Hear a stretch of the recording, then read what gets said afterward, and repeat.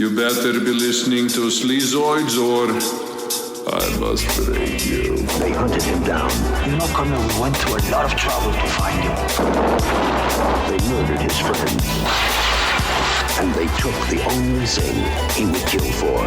If he wants your kid back, then you gotta cooperate. Right? Wrong. They didn't count on the cook.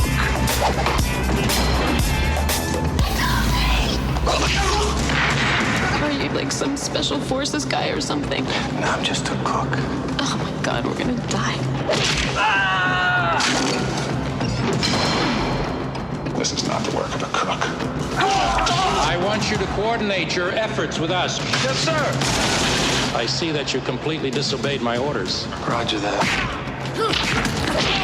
Hey everyone, welcome back to another episode of Sleazoids, the podcast where we go down the rabbit hole of 20th century genre fare from the most influential canon classics to the trashiest exploitation films we can get our hands on and invite you to tag along in helping us create a canon of sleaze. Each week is a double feature grindhouse style where we discuss two films loosely related by subject, genre, actor, filmmaker, or franchise, and at the end of each episode along with our honorary Sleazoids, which you can become by subscribing on Patreon. I'm not 100% sure if we're still doing this, but I think we're going down bad mode next week. So Josh will enlighten you a little later on. Join us, please. We decide on all the official ratings and rankings for every film that we cover. Patreon subscribers also get an honor shout out and 2 bonus episodes every single month, which we have been doing we are entering our 5th year of bonus episodes. There's 100 plus, as well as our bonus transmission series where we talk about new release genre films, which there should be one coming soon for some of these first films of 2022 to look forward to. So again, if that interests you at all, patreon.com/Sleazoids podcast. And we do have quite a few people who made the jump this week. We're going to give them their shout outs here. We had Andy Pennell sign up. We had Jaden Daly. We had Alina Goebel. We had Peter Tenuto. We had Mike Nelson. We had Alex Walsh, who actually upgraded from the $10 a month to the full $10 a month at the year rate, because you can get a slight discount if you sign up for an entire year. Alex Walsh just got an entire year in advance, so thanks so much to Alex. Yeah. And also, he's going to be joining us for the monthly virtual screenings that we do exclusively for the $10 patrons, which we always do near the end of the month, usually the last Thursday of the month. Yeah, those are fun. Yeah, a lot of fun. We also have Eric Hilliker. We have Oliver Quinn Miller. We have Ryan Wygand, Aidan Hadley. Wow, it was a big one this month. I didn't realize how many people. Aidan Jameson McCarthy. We had Zachary Souza, Jared Walker, Josh Heaps, and W. Buttry, who also upgraded from $5 to $10 this month and will also be joining us for the monthly virtual screening. So thanks so much to all of you folks. Hope you're enjoying those bonus episodes. We appreciate the support. Yeah. The other plug for the week, as always, is Apple Podcasts. If you guys are listening on Apple Podcasts, and I see the stats, I know that you are. I see you right now listening on Apple Podcasts. Scroll down to the very bottom right now and give us a good old rating and review down there. It helps us climb the ranks over at iTunes and find new listeners. And then the very last plug is merch. If you guys like the poster art that local based out of Toronto horror artist Trevor Henderson did for the podcast, you can get that basically put on anything that you can think of. And we got some freaks out there. Some people have bought some pens. Some people have bought some pillows. You can put it on a shirt. You can just get a poster, whatever you would like. That link is in the description of every episode, as well as over at sleazoidspodcast.com for anyone interested. But yes, that is the intro. Welcome back to another week. As always, I am your host, Josh Lewis, and joining me also, as always, is my co-host, Jamie Miller. Welcome back, everybody. Welcome. I think 2 weeks ago would have been the last time you guys over on the main feed would have heard from us, and we would have had special guest Esther Rosenfield making her 3rd appearance on the show, joining the exclusive club of guests who have returned, if not every year, at least every year and a half to the show or so.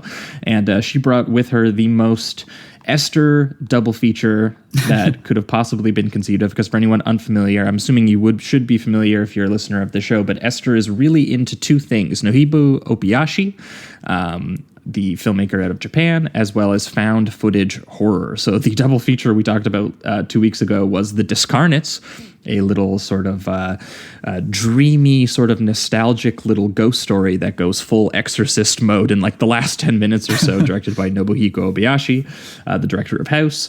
And then it was paired with Ghostwatch from 1992, which is one of the great pieces of prank art ever conceived. It is basically the Blair Witch Project, but what if it was a bunch of dry British BBC broadcasters who experienced that? And the whole thing is designed to aesthetically replicate as if you were watching a BBC live broadcasting program for the hour, and then it just gets full spooky hysteria by the end. So becomes a nationwide experience. It's awesome. Yeah, 11 million people watched that. They got 1 million calls the night that it aired, and it was the first piece of media ever blamed for genuinely giving children PTSD. So, if that interests you at all, that was the discussion 2 weeks ago. Yes. Love it. And then last week, over on the bonus feed, over on the Patreon exclusively, we talked about the Texas Chainsaw Massacre films that nobody talks about and nobody remembers except for the people who listen to this show. And those were Leatherface, the Texas Chainsaw Massacre 3 from 1990, and Texas Chainsaw Massacre: The Next Generation from 1994, which had Matthew McConaughey going mega cage mode. Yeah. So we had a lot of fun. We had a lot of fun talking about Texas Chainsaw because there's a new one out for Netflix. It's already out by now. By the time of recording this, we haven't seen it yet, but by the time you're listening to this, we might have seen it by then. We might have some reviews up. Not sure. Not looking too much forward to it, honestly, but it was a lot of fun going back and seeing how they were trying to turn the Texas Chainsaw franchise into like a Halloween or a Nightmare on Elm Street, and kind of failing to do so in some fun ways. But yes, that was the bonus episode. Again, patreon.com/Sleazoids podcast. For anyone who's interested, that was last week's episode. But moving on to this week, we have a very special guest joining us. He is a comedian. He is a TikTok influencer. He is an all-around bad boy and ladies man of Twitter. And he is the host of a podcast called A Closer Look that he does with another friend of the pod, Nate Fisher, and that guest this week is Will Sennett. Will, how you doing? What's up, boys? How we feeling? Good. We feeling good. Macho. Feeling ready. Dude, How many Red Bulls did you say that you had today? I had 5. My eyes are vibrating. I'm bleeding from my nose. I'm as vascular as Arnold Schwarzenegger is in Commando. That's what we need for this episode right now. Because, I mean, Will, I'm sure, as you know, the guests bring on the double features when they come. So what 2 films have you brought with you this week, and why did you pair them together? So I brought 1985 Arnold Schwarzenegger Commando, and then I bought 1992 Steven Seagal Under Siege. And these are 2 high-octane action movies that I think display both of these titans at their absolute best versions of themselves. Hell yeah. Yeah, these to me are interesting because we've talked a lot about Arnold on the show, and we've actually recently talked about Seagal, maybe not quite as much, but we've done 2 full episodes on Seagal now. Yeah. So we've covered at least like 4+ movies from both these actors on the show. Schwarzenegger probably a lot more actually. And these 2 were interesting because we hadn't really figured out what the pairing was going to be for any of these. So it's very funny combining them both together because in my mind, these are both like just cable dad classic actioners that these actors happen to be in. Like they did some films that were bigger, they did some films that were weirder, but like these do represent kind of like the leanest, purest, kind of most well-known version, I think, of these 2 particular legends for us. Absolutely. No, and it's funny that you say that because these movies hold a near and dear place in my heart because both of these movies were when like my mom would like leave the house and my dad would be like, hey, want to see a fucking movie? And we just play it on AMC. And I would sit there and I would just like look over at him periodically throughout the movie. He would just be like nodding, Yeah. Just be like, this is it, dude. Yeah. That is the primary way to enjoy these films, I feel like, with your dad got a cold one on the couch right beside you, and he's just like, yeah, do you know what? He's speaking facts right now. This is what being a man is about. Yeah. Yes, throwing a knife through a man's neck from 50 feet away. Taking no prisoners. Taking 0 prisoners, snapping everybody's neck, everybody you come in contact with, murdering them. It's great. Always having an answer. Yeah, I love these. These are fun. That's right. All right. Well, yeah, so we're going to be talking about Commando 1985 and Under Siege, which was 1992, and both by filmmakers that we have also previously talked about on the show, Mark L. Lester and Andrew Davis. So I'm excited to jump into it here. We are going to start off chronologically with Commando. I promised to kill you last. That's what made you did. I lied.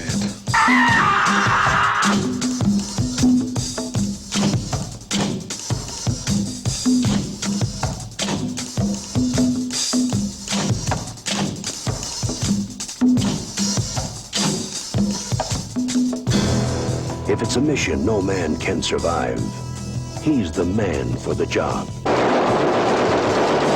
Arnold Schwarzenegger, Commando. Let's party.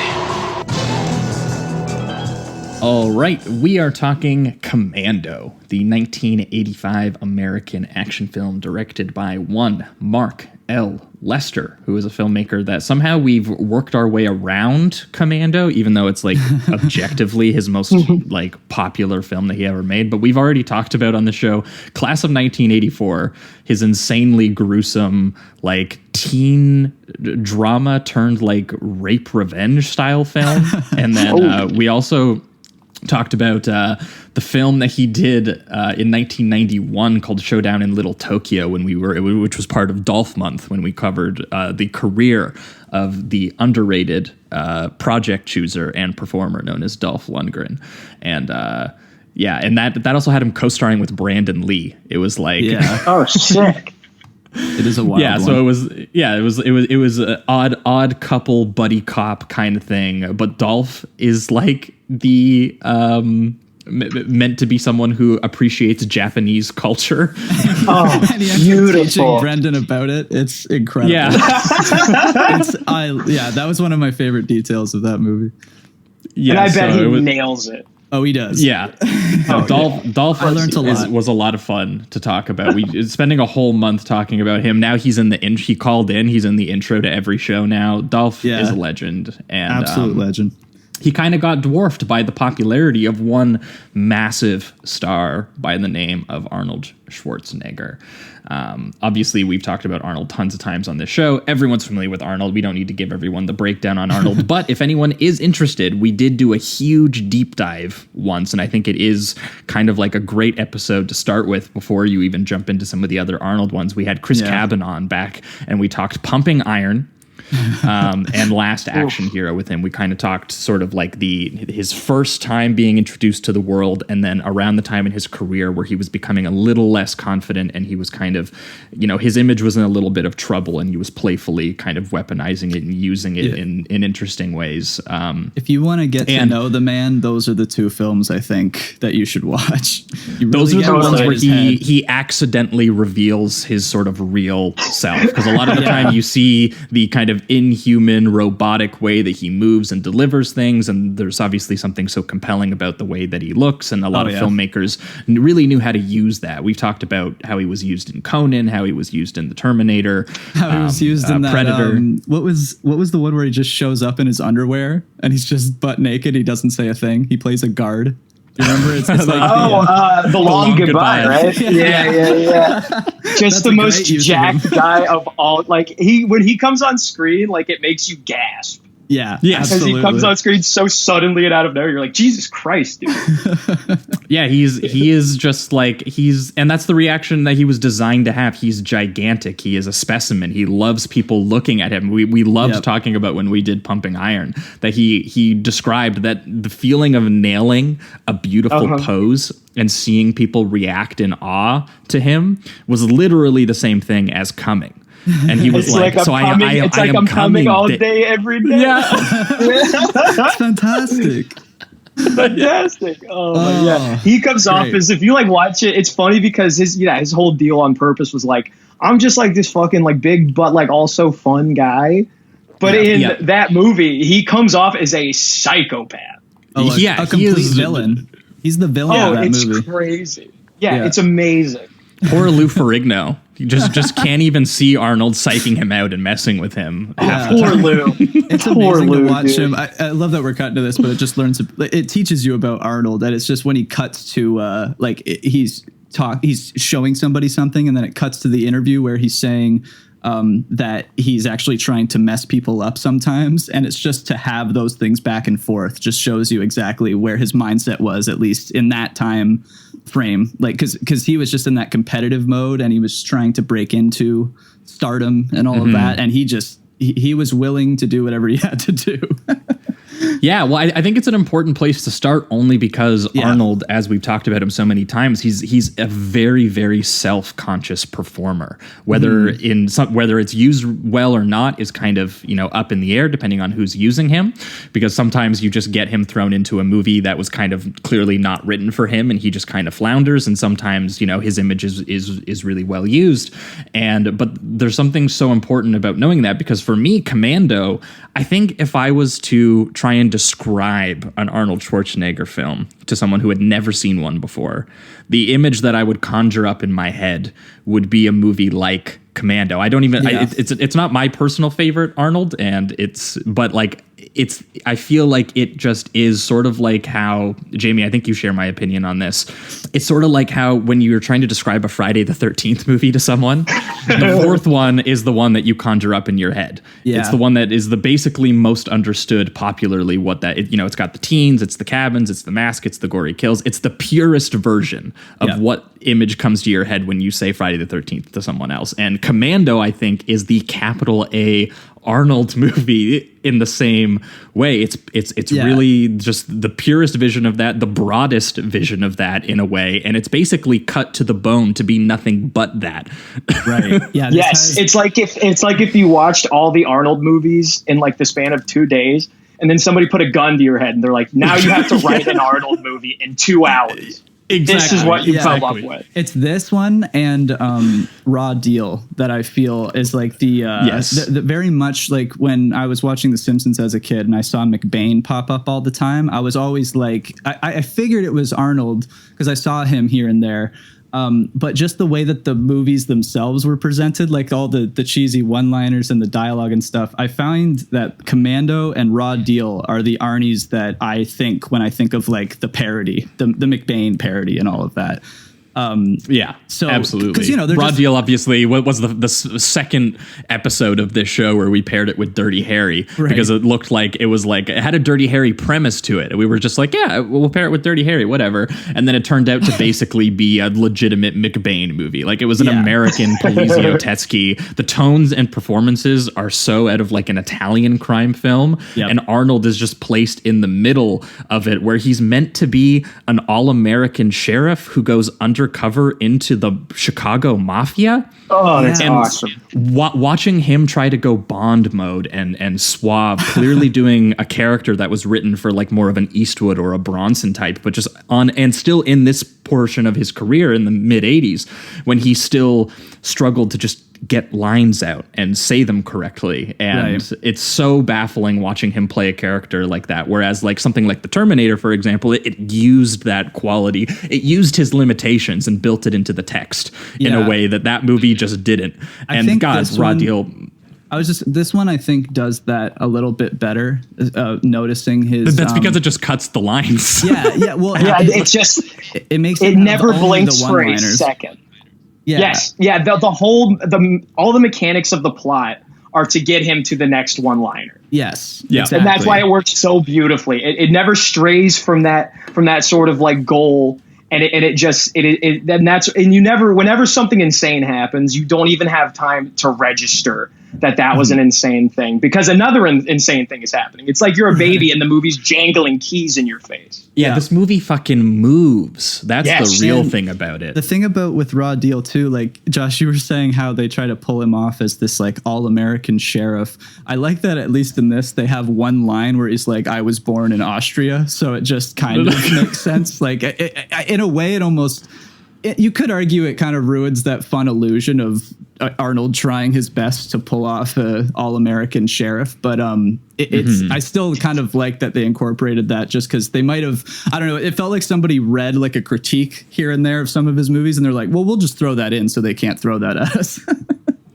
Yeah, and also in like the most efficient way, which is the whole, and just like one line being like, I was born in Austria, and then it just moves on, which is so great. And it kind of gives and not only that, they try to naturally put it in, because you're talking about the part, right, where he's eating breakfast with his daughter Jenny, played by Alyssa Milano, very young Alyssa Milano. He makes the comment about Boy George. Yes, he's like, why don't they call him Girl George? I don't understand. It would save a lot of time. Yeah. Oh yeah, and then that's when he says the subversive communist thing. So you know that he's like, he's still in his mind. He's the all-American that's going to fight for freedom and all that. Yeah. He was like, maybe the communists were right about rock music in Germany. Maybe we shouldn't have it anymore. And then you're supposed to say, "Oh," really loud as you're watching. Yeah. It probably won't surprise either of you to know that this was originally meant to be, before Arnold took it over, this was meant to be about an Israeli super soldier. Like, it was meant to be like Don't Mess with the Zohan style film. Oh, awesome. That's so funny. And it was retooled, I believe, when Stallone, who was at the time Arnold's biggest competitor in terms of box office, one after the other, they were going up against each other, and Stallone was finally putting out Rambo First Blood Part 2, which people were really excited about. There was tons of writing in the trades, and that movie went on, when we covered it on the show, we talked about it, that movie went on to gross $300 million, making it like an R-rated action movie, and it was like if it wasn't the number one film, it was like the number 2 film of the year. It did stupid money, and so leading up to basically hearing about how popular it was going to be, Arnold, being the self-conscious kind of dude that he is, and he used the clout from the Terminator to retool what he was deemed going to be his Rambo type character. They even call him John. In this film, it's John Matrix. Yes. So awesome. Awesome name.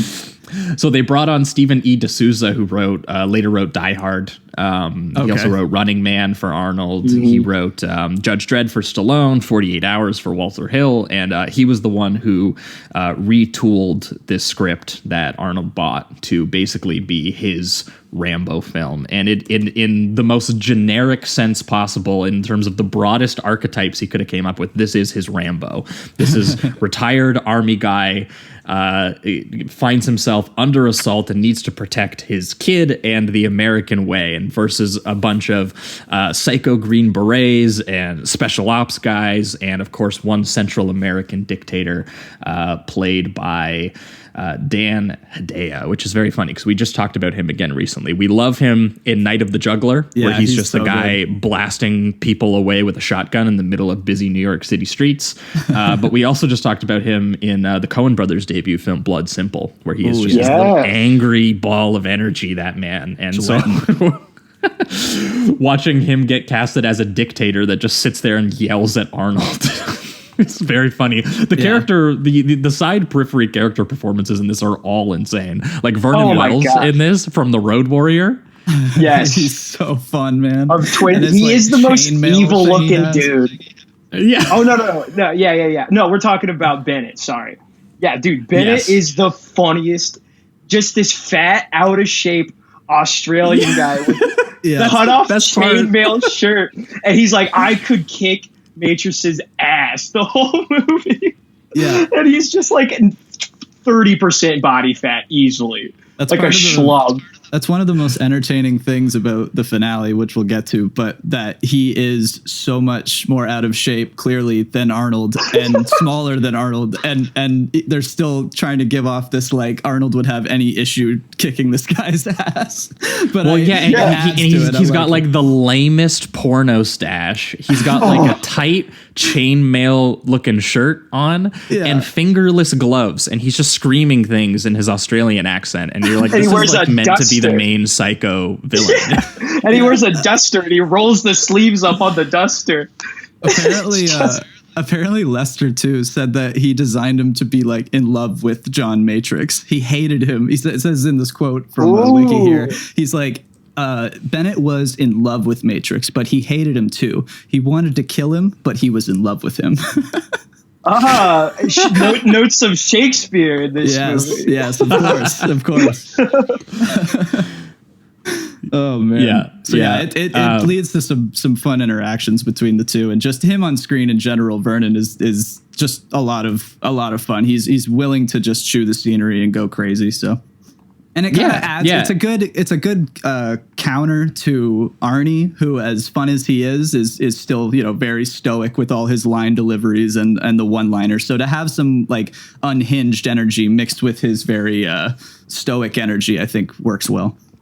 Yeah, well, because that's one of the main things I think about this, and part of the reason that, I think for me personally, like there's kind of like two modes of Arnold that I really take to, and one is genius filmmaker weaponizes his image and his limitations into the text of the film somehow. Obviously, Cameron knew how to do that a lot with his Terminators and his True Lies. Yep. McTiernan, obviously, with Predator and Last Action Hero, like the fact that they in that film, especially in Predator, they use him as a symbol of like American might around the world, and then have him be terrified and have his team massacred. And then Last Action Hero, you have Arnold fighting fighting real life Arnold, saying that you ruined my life. Like there's so many great uses of him in the way that his career has went.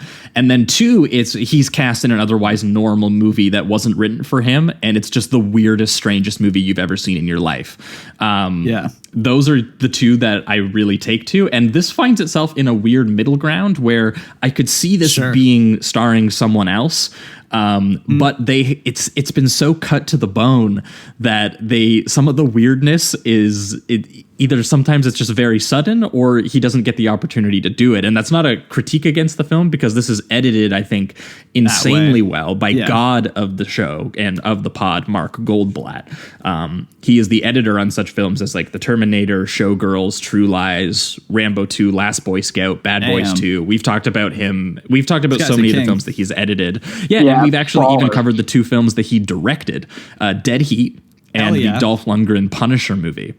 Oh man! Only two movies that he directed, both bangers. Yes, both bangers. This dude knows action craft inside and out, and I think it was a very intentional decision with this film to be just a nonstop barrage of set piece machine movement. There's like no fat to it. Yep. He is a machine of just sheer will operating on like pure point A to point B logic for basically 90 straight minutes, and the aggressively kind of economical editing to it, I think, kind of resembles that thinking, even though I do think that as a result we don't have moments like some of the moments in Raw Deal where shit gets weird, like when he's trying to flirt with the girl and he's like, the thing I love about the bedroom, it always has a bed.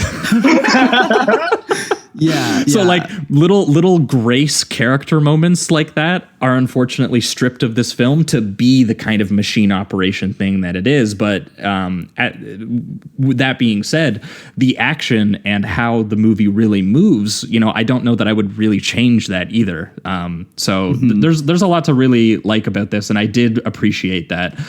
This starts the action from basically the first frame when the garbage truck is rolling up into the California suburb, and like dudes are Uziing people taking out their garbage and massacring his old team. And you have like Bill Duke, doing his stone-faced excellence thing that he does, just wreaking havoc and running people over with cars. Great squib work, great sort of like blunt sort of brutishness to this, and just massacring his own team in like an opening montage.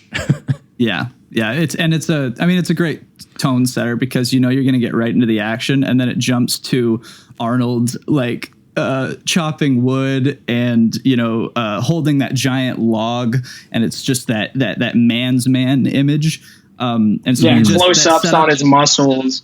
Yeah, and so the setup with the bad guys, like something's coming, and then they also mix that in when he's chopping the wood and his daughter is sneaking up behind him, but you don't know it's her.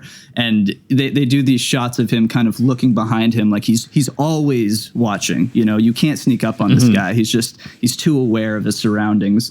And then it turns into this like incredibly like almost adorable little montage of him and his cartoonishly daughter. Wholesome. Yeah. Yeah, like, there's this scene where they're feeding the deer for like 5 straight seconds. Yeah. Beautiful. Like this is taking her for ice cream, teaching her martial arts, fishing, you know? Yeah, I think this is the big difference for me between like Arnie and who we'll talk about later, Seagal, where Arnie is at least willing to try to emote and take some chances every once in a while. It does come off a little bit freakish sometimes just because of how giant the man is. And so when he does like this big laugh, there is something kind of just strange about it, but in a very likable way.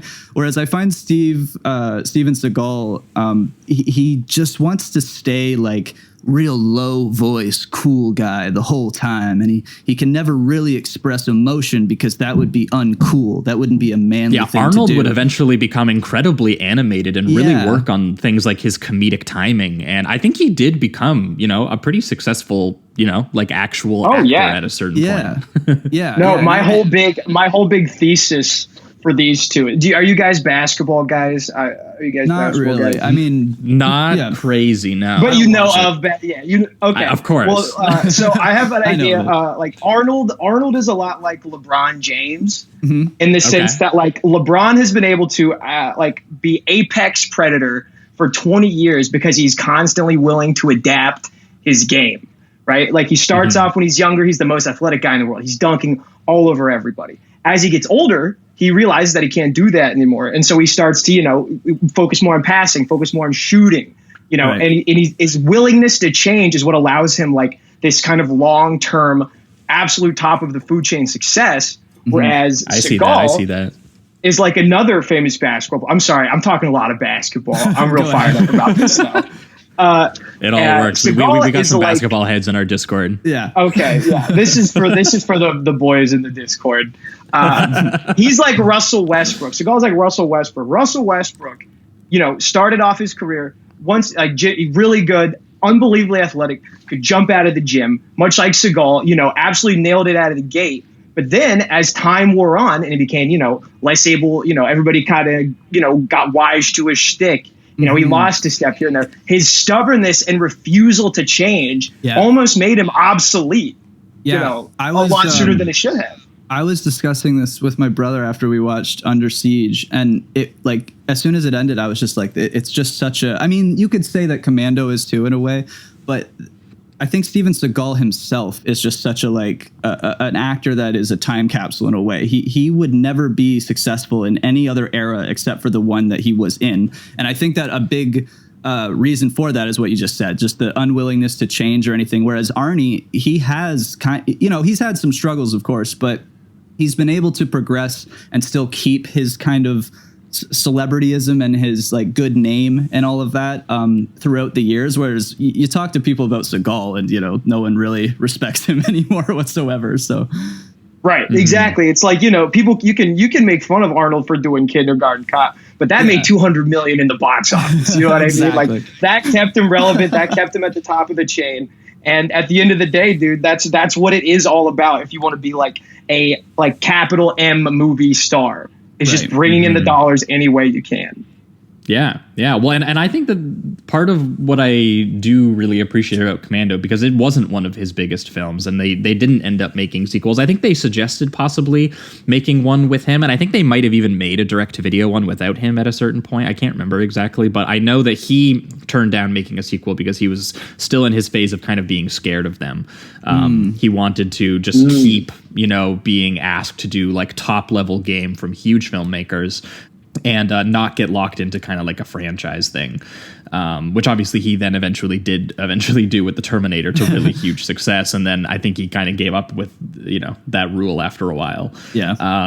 But there is something to be said about just how bluntly this uses Arnold, because other than this like wholesome sequence that we see in this beginning when he's eating with his daughter, and she's like, "Here come the sandwiches," and I think Arnold asks her like, "What's in the sandwiches?" and she says that he wouldn't want to know. And I remember being like, What?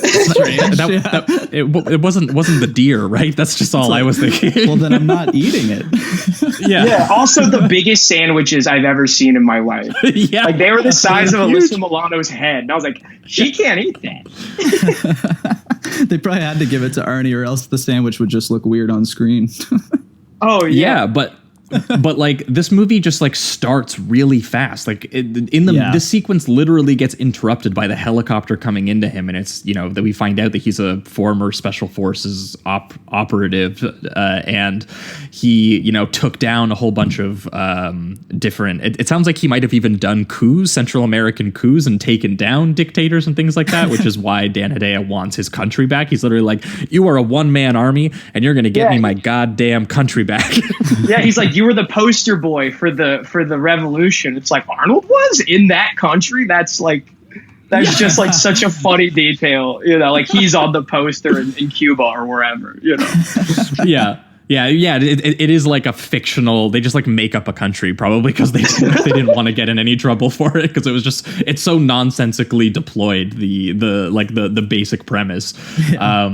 Or at least not investigated. It really just is a bare bones thing meant to set you up on the ride, which is, you know, incredible California location work. You know, you see all of these mountains, all of these roads, and you just have this army literally assault his house in the middle of the mountains, including James Olsen from Amityville 2 is like the general who shows up kind of asking for his help because his whole team has been ambushed and everything like that. I also like that he sneaks up on the general. So sick. Pulls his weapon and everything. Yeah. He sneaks up on this armed general and like pulls his gun on him and points it at him, and he's just like, "You fucking son of a bitch. You snuck still got up it, on baby." Still got it. He's the best. But like within seconds of him turning the general down and the general like flying away, his property is just assaulted, and it basically sets the tone for the rest of the movie. There's so much destruction and glass and gunfire, and Arnold immediately is grabbing his daughter and like throwing her into the house and like running back, and you're seeing soldiers with like their throats slit and bullet wounds, and it's very, very violent. Yeah, the one thing I would say that I want to praise when it comes to the destruction is the environmental destruction itself. Like, so many statues are blown up, and walls like with the bullet holes and glass and all of that. And I do think that the blood squibs are pretty good for the most part. There are a couple moments that I found it was lacking just in impact. It's more towards, for me, in the last 20 minutes in the finale. There's some real good stuff in there too. I'm not trying to say it's bad or anything, but I did notice a little bit of lack of impact in the blood squibs here and there. But the destructive environment is unbelievable, and I thought that was a really good makeup for it. Yeah, well, I mean, I kind of agree with you, but I don't know if it's like a lack of like what they had there. I think this actually is insanely excessive and maximalist in terms of like the amount of destruction and the size of the squibs and everything like that. But the way that I kind of looked at it was that, unlike someone like say a James Cameron, who is in terms of the way that he thinks about visuals, the way that he thinks about constructing set pieces and his form, there's a lot of ebb and flow and choreography to the way that an action scene moves, and we've seen Arnold move in scenes like that. McTiernan kind of has this too, obviously, with like Die Hard and Predator and things as well. And there is an element to this that is both a positive and a negative for me, which is that it can feel just very aimlessly destructive. Which is just like it's very flatly filmed, but they make up for it by just showing you so much shit getting fucked up. Yeah, that's the thing. I think it's just how like the images themselves sometimes connect to the violence. I guess I agree. Like they do show the squib work. It's just sometimes the way they have and the squibs shot are huge. Yeah, like even in comparison to like Under Siege, which we'll talk about, which also has good squib work. Yeah, no, they're like the size of baseballs. Each individual. The squibs are cartoonishly huge in this movie. Yeah, and I think it's the way that they go from shot to shot doesn't always feel like it doesn't give that same impact because it's almost as if they should have shown it from like a different angle from where they were showing Arnie shooting or something like that. There's also a moment, and I'm skipping ahead here a little bit, but just we're on the topic, so. We can jump around. Yeah, when he turns around, it's when he's just going full commando mode, and he turns around with the machine gun, and it's two guys that are coming out of a house or a barrack of some kind, and they get gunned down, and there's no blood whatsoever, and you even see the second guy kind of just fall. It doesn't really feel to me like he was impacted by the bullet or anything like that. And then there was another shot where he shoots up at a guard that's in like a watchtower, and he just kind of, gets hit and falls, and there's no squib work. Now, these are kind of nitpicks, of course, but it's just that when it's within that kind of crazy action, and then you do have the squib work, just those subtle moments that didn't have that same impact, I noticed more, I think. Gotcha. So yeah, I think yeah, that's probably and I totally, because I think it is like moments like that like prevent this from being like actually awesome. Like on paper, it's like, it's so close to being like fully cooked, but there are just like little moments like that to where like, if you like pay attention, there's an awesome scene, and during this, there's a giant fight in the mall, and there's this awesome scene where he swings onto the top of an elevator. And there's a full second shot where you just so clearly see his stunt double that it's awesome, but like, it's also like, man, if you just didn't do that, we could have really be, rocking and rolling. Yeah. I mean, there's that huge explosion that goes off at one point. You can literally see that it's a bunch of dummies being held up by and the miniature. Yeah. And the thing was though, when he has these moments, I instantly like forget about them because they're just so leaning fast to the next thing, and then you're like, you can't even think about it.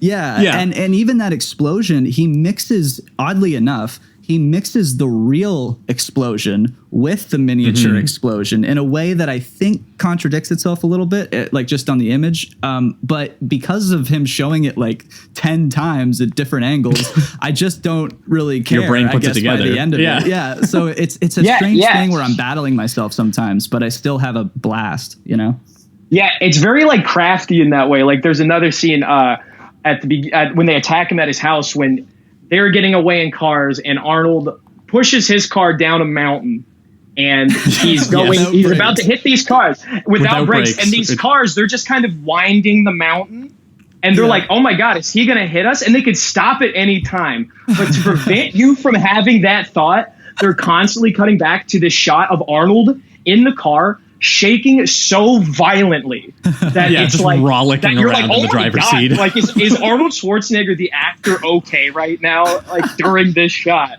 and so they do such, like I said, the baby with keys thing, but they really is the whole movie is almost like this sort of magic trick where it's like the second you start to think about it, there's an explosion right next to your ear, and I think because I do think that was done intentionally, and that is like one of the things where I'm just like, oh, this movie rocks. Because it knew its limitations, and it's like, here's how we're gonna zig whenever you think we're gonna zag. You know what I mean? Yeah, definitely. Yeah. Well, there's just something interesting, and we'll discuss maybe some of the differences when we move on to Under Siege. But like there is a difference between someone like an Andrew Davis, who is someone who is more of like a very sturdy, kind of competent, like knows the basic tools of suspense timing and things in a way that when you look at Mark L. Lester here, I don't think he actually knows that stuff. This is just like pure maximalist. I'm going to put everything and we're going to cut it within an inch of its life so that anything you might question, you'll forget because you're already on to the next thing. I'm just going to keep hammering you with things. And so I think that does cover up some of the more incompetent elements of the film and just makes it an absolute blast to watch because it's constantly on the move. Like, again, his house is being destroyed. Then he's in the armory and he's firing back. And then they're being like, well, now we've kidnapped your kid. You got to cooperate, right? He's like, wrong. Just shoot that dude in the head. There's so many awesome moments where they have him dead to rights and he's like, fuck you. And then just does the exact fuck opposite you. This movie's going to keep want. going. You can't stop me. So great. Yeah. And then he's chasing them down the hill. They end up capturing him not before he takes like 2 dudes down and like literally kicking people into the air off of jump pads and like M16s hitting them going with an flying. M16 like a baseball bat. Yeah. That's one of the great elements I think of this, because honestly the analog practical craft and the sheer amount of it is enough to make up for maybe how it's necessarily deployed, but it's the way that it's so bluntly used on things that are so completely physically absurd in like every way, like things that just don't make sense, but your brain I guess makes them make sense because Arnold is something that is also very physically absurd, like in the scene he's doing things that just don't really make sense, and it's really great how easily you kind of just follow along, like when they have David Patrick Kelly, Jerry from Twin Peaks, shows up at one point here, swaggering through the airport in his little suit. Just harassing a woman. Just harassing a woman. For 20 minutes. Just not, it's so great. Looking like the most evil dude of all time. Like, they really shot him well in this, like with his like insanely angular face. And they put like this big suit. Yeah. And he's very he looks short like he's too, like 5'5". Yeah. So going up against like Arnie and the other guy that he has as a guard that's also like pretty much as tall as Arnie is very funny, because he's trying to still act like he's in control and all of that. It's just like, if they were in any other situation, Arnie would just rip your head off right now. Yeah, it's like, dude, wait, are you a badass? It's like, you're a toddler. Yeah, he gets that great line with him too. He's like, "You're a funny guy. I'm gonna kill you last." Which is just a great little moment. But then they are immediately already throwing him on this plane, being like, "Okay, so you are going to be flown into the Central American country, and you are going to destroy the government by yourself. And then we'll give you your daughter back. And if you don't do this, we're going to mail her back to you in pieces," is what they say to him. And then my favorite part of this is because he is just the character himself is such like a blunt asshole of a thinker in a way. He just goes, "Well, my daughter's dead. Like, if I do this, they're going to kill her anyway. So might as well just say fuck their plan and try and figure out my own way out of this." And like, he's already on the plane and scoping it out before it takes off, being like, "Okay, how do I kill this guy right beside me? He's getting a blanket and a pillow." Snaps his neck, makes him look like he's sleeping, and then he's dead tired. Yeah.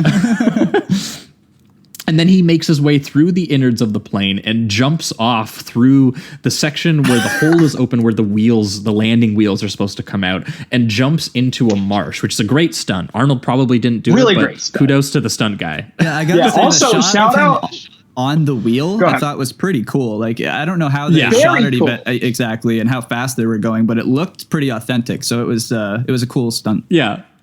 Yeah. And shout out pre 9/11 America, dude. Because he is on that plane and he is walking through it like it's an open house.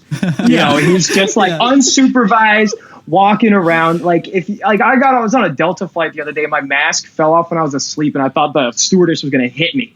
You know what I mean? But back then, you could just hang the hell out. It's so funny to see stuff like that. He has a moment where he gets up and the stewardess is basically just like, "You need to go sit down," and he just goes, "No, I have to pee," and then that's it. Like, he doesn't have to deal with anything else. And then like it barely looks like he's being inconspicuous at all, but he just kind of looks to the right and left, and then gets full access to like the storage unit and the wheel. Yeah, where the landing gear is. Yeah. Oh my god, it's so funny. Could have dismantled the plane right from there. Yeah. Oh yeah.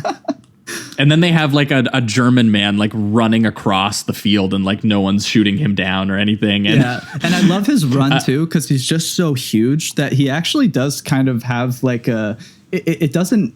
I don't know what it is. I don't think he's used to running, but he has kind of a flimsy run, which I just thought was funny for Arnold, because he's just such a giant muscular man. It's better than the Steven Seagal run, I will say. The Steven Seagal run, that man has spaghetti arms. That's the funniest shit ever, yeah. I would love to see those two go on like a 100-meter sprint together. I think that'd be hilarious. I think Arnold would win. Yeah, I think so too. I mean, especially now. Steven Seagal doesn't even stand up during his action scenes in the current movies that he shoots right now. Yeah, exactly. And I also like the little detail that they he knows that it's going to take 11 hours for the plane to land for them to figure out his whole thing. By the way, Will, maybe you can clarify this for me. What Central American country is an 11-hour flight from Los Angeles? Buddy, if you give me a globe right now and you told me which direction is Central America from Los Angeles, I'm not finding it. Okay, I have no idea. But I was just I've never made that kind of flight, but an 11-hour flight sounds like a Europe flight to me, and I'm like that. You want to know that the stupid connection I made that okay in my mind? I was the airplane ride in Inception was like 20 hours. Then I was like, yep.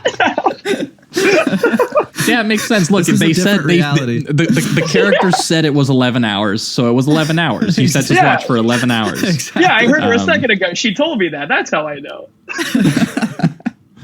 And I don't even know how well they deal with the time frame, really, too. I don't even think it was necessary. It wasn't, but I think they're just trying to show his precise mind, right? At work, he's got it all to a T, and it's timed out, and and I was going to say, I think Mark L. Lester just also isn't, once again, he's not someone like Davis who does real-time suspense sequencing. So I think it's literally just in there for them to be like, here's suspense. He's got a time frame to do this. And the time frame might not actually matter or, be amplified by the film in any way. But now as an audience member, I think he's just trying to throw that in there for you. Yeah, they literally could just have they do go back to it, but it's never in any important thing. It's just basically it's 11. All right, now it's 5 hours. All right, now it's 2 hours. It's never really built for any super suspenseful moments, except for just the fact he has to get to his daughter. He has to make his way to the island where the dictator is and where Vernon Wells is, and before the plane lands and they go, holy shit, his guard is dead. And also he has to eliminate David Patrick Kelly too, because David Patrick Kelly knows that he didn't get on the plane because he was following him around, watching him harass one of the stewardess who works at the airport named Cindy, played by Ray Don Chong. Oh, right. And he just pretty much forces her to get into this situation. Yeah, rips her car seat out of her car and is like, let's rock and roll. Which I was still trying to figure out. I was like, why? I guess he wanted to get lower in the seat. Yeah, I guess so he could hide down. But when they start tailing him, he looks like he's just sitting in a normal seat again. When they're actually he's sitting riding upright, on the highway. like a dog in a motorcycle site. Yeah, it felt like they weren't sure if the joke was he was too big for the seat or if they just wanted to show him his raw strength and just rip out the seat. It felt. It's just awesome, so let's do it. Yeah, showing his raw strength definitely is a compelling one for me because they do it a couple times in the film, that great the telephone mall booth sequence. Oh, where fireman carries the telephone booth and then rest WWE slams it down with the guy in it. Yeah, WWE Patrick slams Kelly it down. is in it. Oh my gosh. It's crazy. It is wild. Watching him just rip a telephone booth out of the ground with a dude in it and try to chuck it at somebody. It's truly unbelievable. Yeah, those are some of the physically absurd things that really work for you because those are the moments that I found myself more shocked even than some of the hyper violence that appears in the film is where just like the stunt where even though you can tell it's the stunt double, when he's just Tarzaning across the mall using a balloon to hit the top of the glass mall elevator that for whatever reason was in every 80s movie. I always think of Brian De Palma's Body Double anytime I think of someone riding one of those mall elevators. Crazy. But I think almost it's a credit to, because you were kind of making the point about, the best Arnold movies are the guys who know how to use him completely and fully. And I do think there's shades of it in this because there are so many sequences where they get away with these things strictly because it's Arnold. If you put Sly or Bruce Willis or anybody of the other big stars in this, none of that shit flies. Yeah. And so they really do I think they do have a grasp. Maybe not a great one, maybe, with Vaseline on their hands, but they do have a grasp of we can do this because it's Arnold, which I think I think garners him a bit of credit in my mind. Yeah, no, definitely. Like there is sort of like cartoon elements in this that they could only get away with because that they have Arnold in the film, even if it's not like using that image in the same way, I guess, as like a Cameron or a McTiernan would try to like build it in, I guess, into like the subtext of the film or something. This is kind of like a character-free, subtext-free kind of film. But Arnold is definitely the thing that is making it work. If something is making it work, like this could very easily, the same screenplay could have starred a different actor and it just would have been incredibly generic. But the fact that they can go as excessive, like this defines like 80s Reagan era action movie excess to me. And Arnold exemplifies that, or at least merges with it really, really well. And again, it just keeps moving from set piece to set piece so fast, you don't even have time. You're like, yeah, whatever. He can do that, you know? You have to, or you're going to drown. You know what I mean? Yeah. If you think for a second, you're dead. Yep. That's the thing. Yeah. And I do think that on some level, the movie, you know, I don't know, I wouldn't go as far as to say it's doing like Last Action Hero levels of doing this, but I do think that on some level, they do know that they are doing ridiculous things to the point where they are almost, you know, satirizing these kinds of movies. I mean, they literally include Cindy in there to like provide commentary on what she's like, what is it with watching this macho bullshit? And she has kind of like, it's almost like the first shades of like those, like the Deadpool-y kind of like self-aware stuff, you know, that ended up being like the death of action movies. It was almost like, patient zero for that kind of shit. I also find that interesting because we had the same thought with Class of 1984, where we were kind of like, is this a parody? Is this authentic? Is this being sincere? And I don't know. There's something about Mark Lester that it's like he's batting for both camps. And I don't. He walks that line where he like sincerely indulges in some of the things that he's shooting, and then in other times he plays them over the top to kind of feel like he's in on the joke in some ways. Yeah, but he never does it enough that I'm fully convinced that he's doing one or the other. And I kind of like that. It leads me to sit in a very strange place, and I don't always know how to read his films, but it's interesting and I like it. Yeah, definitely in engaging. And I mean, like, this is a movie that has him, you know, even like satirizing some of his own lines. He repeats the "I'll be back," the "fuck you asshole," "fuck you asshole." I like when he just says "let's party." That's a my favorite part is when they get to the military like supply warehouse thing, and he starts like looking at the map, and he starts being like, okay, longitude this gets the protractor out. Not in the warehouse, in the AK-47 strip mall. That is just like in the middle of fucking wherever they are. It's so, and there's just a gun room like in Boondock Saints. If you press, it's just like, this needs to be here or else the movie stops. Yeah, because that's after the big car chase with David Patrick Kelly, where they try to like ram him off the road, and then he says, "You said you were going to kill me last." He's like, "I lied," and like kills him off a mountain. And then he directly drives his car into a telephone pole with both of them in it, and you're it's fast. As a strategy. They're doing 70, 80 miles an hour. Yeah. Just when you see a deer, you got to. That's the fastest way to stop a car. Oh my god! It's just efficiency if you think about it. You know? Yeah, without a second hesitation, he slams in, doing 80 to this telephone pole, and he's like, "Hey, how are you, Cindy?" You know, like without even like acknowledging that he just did that. He's like, "Let's keep this party going." Speaking of like just the way he uses his physical force, he also starts the seaplane just by hitting it and says works every time. Like he's a constant force of nature but for him it works. Like it's always a positive outcome. And that's great. Well, yeah, dude, and there's a part there where his car gets fucked up and he killed David Patrick Kelly, and they go, well, now what do we do? And they were like, well, let's use his car. He literally flips the car over with his bare hands. The one that he knocked David Patrick Kelly out of. Yeah. Oh my god! And then they're like, "There we go. We got a car again. Let's go. Let's keep this." Like the second this movie goes, okay, logically we need to stop here for a second because we've done something insane. Arnold just goes, "No, I can flip it over. Don't worry about it." Yeah, he's like, "No, I'm like the strongest guy in the world." Yeah. I'm Mr. Universe. And then he's got to stop. And then he's breaking into like a sporting and surplus store to get like the grenades and the guns and the vest and the ammo and everything that he's going to end up using in the final sequence. But my favorite part of this is that he gets busted for breaking and entering.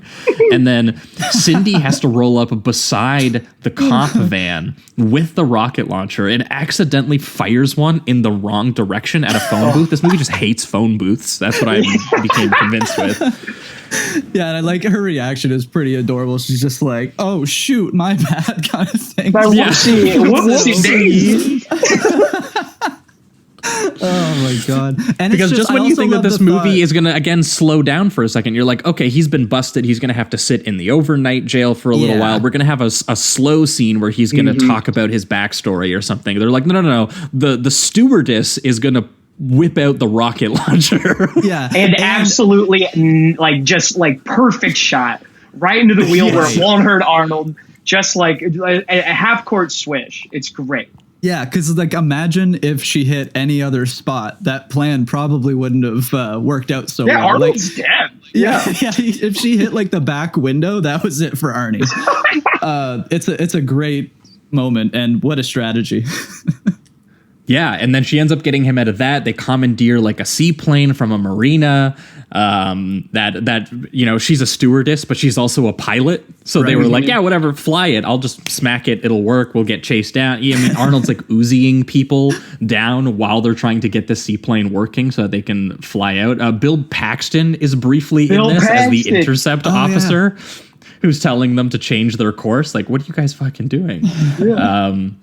And this all leads to the big final action set piece. They take the seaplane to the island, and this is, I think, what the movie is probably most well known for a 20-minute long set piece of Arnold going full on one-man army commando mode. Monkey from the mode, title. Ape shit, all over ape everybody. Shit, monkey mode. Oh yeah.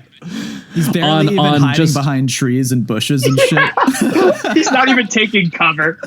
No, there is no like Seagal in Under Siege we'll get to. He has a moment where he kind of goes Metal Gear mode for a little while. Yes. Arnold is the opposite of that. Arnold is like, no. They got my little girl, and they're in there talking about how they make them cartoonishly evil. Like slitting little girls' throats is like slicing warm butter. Just one of those. That's a great line. And he breaks onto this island. I mean, I love that a full speedo. In a speedo and a rowboat. Tight speedo. In a rowboat. And he is just like, I mean, looking like they do like, you know, they know what they're doing. They give him like 14 different angles of full body shots. They have Cindy like lusting after him. And then, he just he rows away, and then he gets onto the beach. And he has this absolute rock and roll loading up on gun sequence, which iconic. Like it's like a shot of the grenades, shot of the knife, the shells, the vest, the cartridge, putting on the paint, you know, that kind of thing.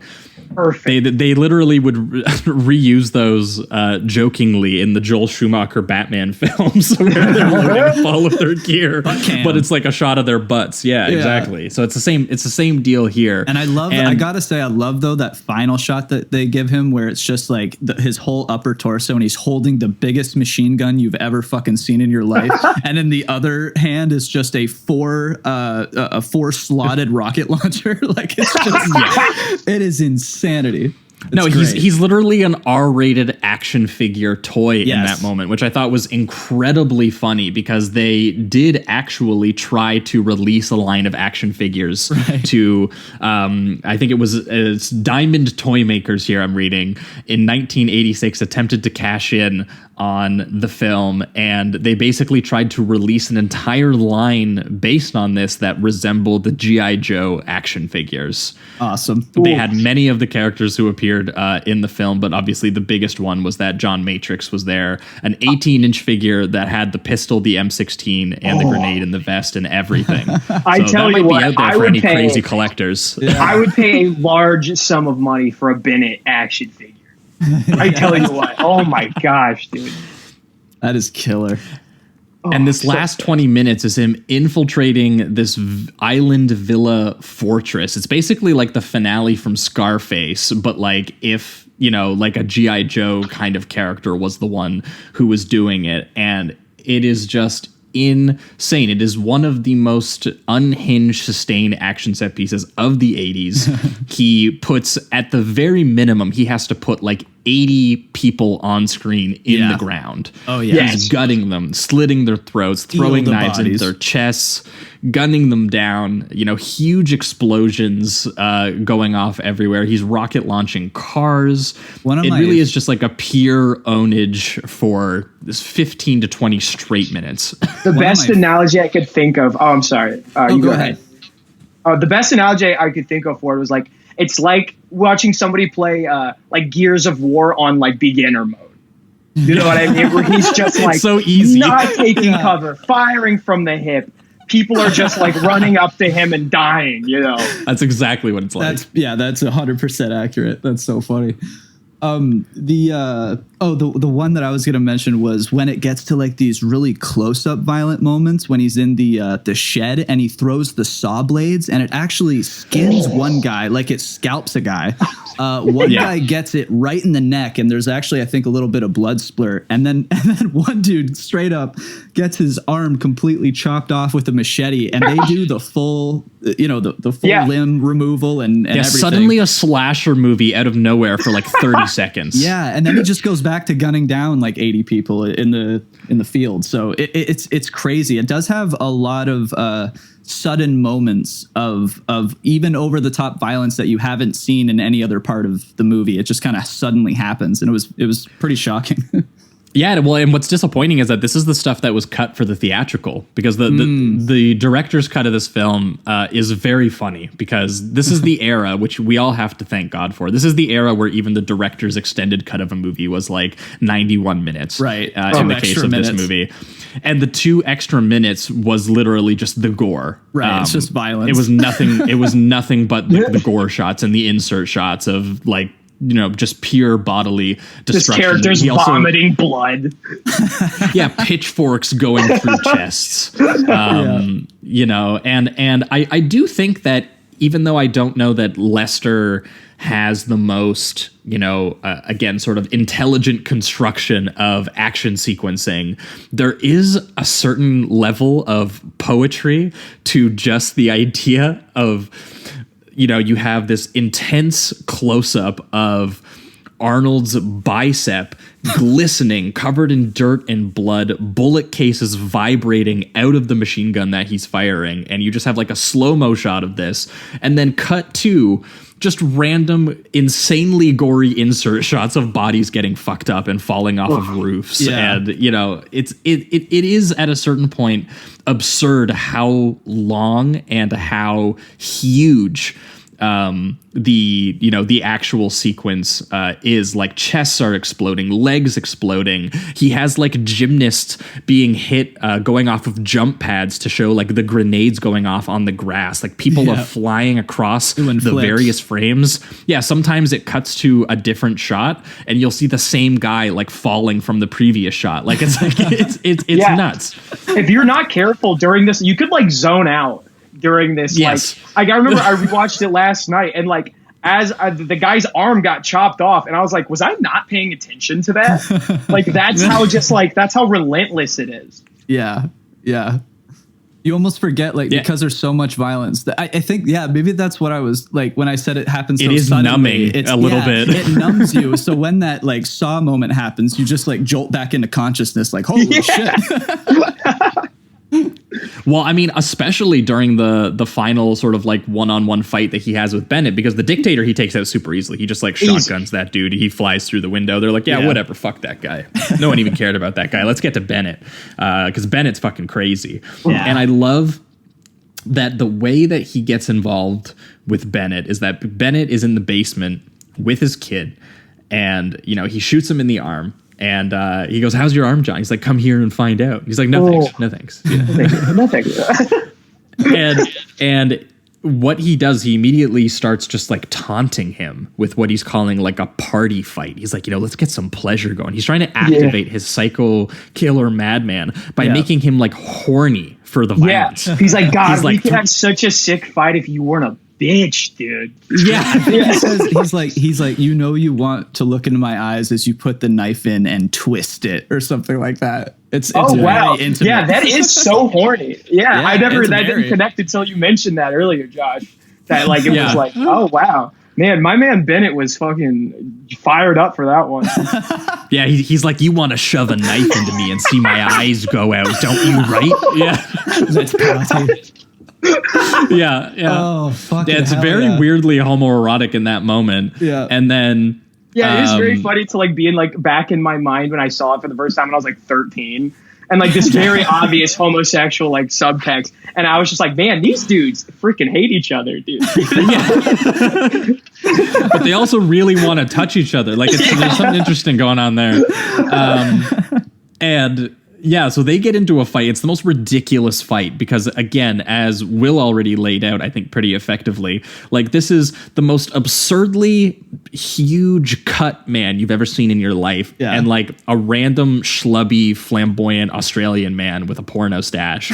And he's like, Vernon Wells is like taunting him. He's like, you're getting old, John. And I'm like, what? How are you saying that to this man? Like, no, kill him right now, dude.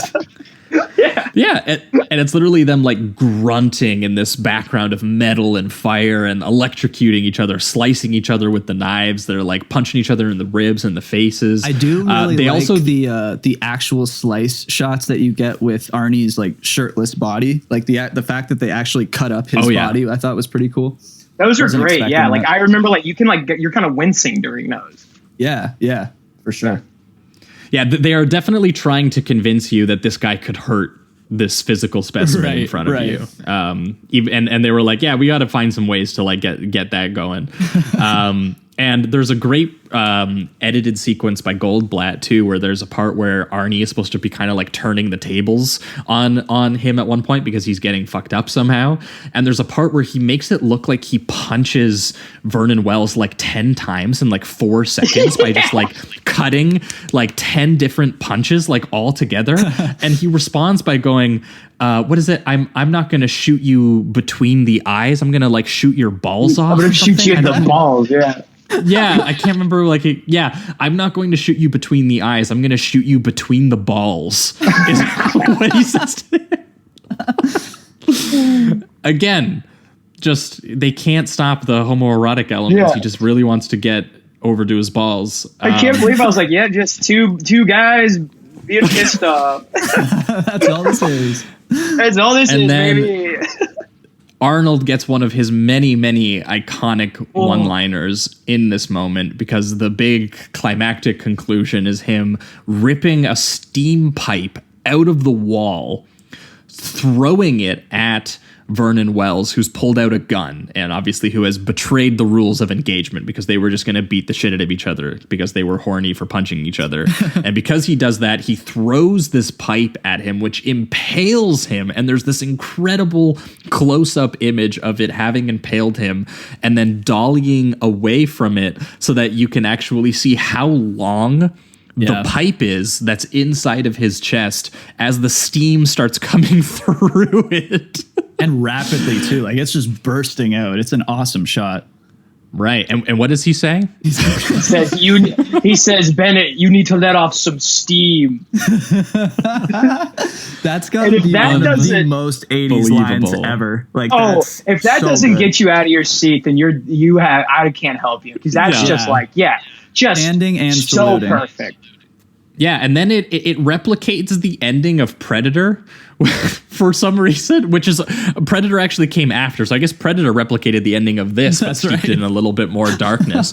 But the ending of this it's so funny watching those two different endings because when he leaves Predator, we talked about it when we covered that film. There is like this element of like you know, He's the gone army's through- evacuating him, but he's filled with like confusion and regret and the images of all of his dead friends who have been massacred at the hands of this, you know, this violent force that he'll never comprehend. And it's obviously meant to kind of, you know, replicate the experience of him as sort of a colonial force going into another country and just massacring, like the crazy 80s action set piece of the opening of that, and having those badass American might kind of characters experience that back at them and just be left feeling kind of like, you know, confused and sad about that. Whereas this, he gets evacuated and they literally ask him, you know, did you leave anything for us? And he says, just bodies. And good. he says it while like holding his daughter, and his daughter, by the way, is there to watch him impale that man with the steam pipe. Oh yeah, and then she watches like the whole knife fight. Yeah, and she's ear to ear. he's She like, looks like she's going to Disneyland. Oh, she's Yeah, he's stoked. like, She's like, get him, daddy. yeah, he's like, man, I didn't even see you there. Hi, Jenny. Like, Hey. oh my God. It's like, you know, we're a happy family now. Now here's your new mom. She's a stewardess. Trying to be a We're pilot. taking off in the seaplane. And yeah, you know, I kidnapped her. She blew up some cops. She's probably wanted. But we're going to fly off into the sunset. Yeah, he has like Have no a great paperwork time. to fill out. He just gets to go home. Yeah, nothing. all It's just good. like the general comes up. He's like, dude, you're a beast. And Arnold's like, I know. I And know, then, right? Bang, roll You're credit. right. Yeah, Roll totally- credits at like absolutely. exactly like an hour 27 or 28 or something like that, and I'm like, chef kiss. That's the moment Yes. right there. Mwah. That's what movies need to be. Then and then just the classic like you know, you can't put the man back in on the mission where he's what does he say? He goes They set up some possible sequels. yeah, they oh yeah, this was the last time. Until the next time, no chance. And then Yeah. that's it. That's the last line. It's so funny, and he looks Because you like pretty know much when right they at the wrote camera. that. Yeah, when they wrote that, they're like 500 mil at the box office. Not a problem. You know, Yeah. you could tell Yeah. they're like, this is gonna fucking absolutely crush. And it's a shame that it didn't. Well, I'm seeing Yeah. on the it did make like it was did- a budget of it $9 made million money, and for it made sure. 57 million, so it did make money. Was it Yeah. more so the Arnie that didn't want to do the sequel? Is that what we discussed earlier? I can't remember. Arnold was skeptical about doing a sequel, and also for Arnold, you know, like 50 million is not like the 200 million he was Yeah. making on a lot of his other ones, Especially right? after So- the Terminator. I imagine he was like, I want that to be what I focus on. Just in that same Yeah. realm.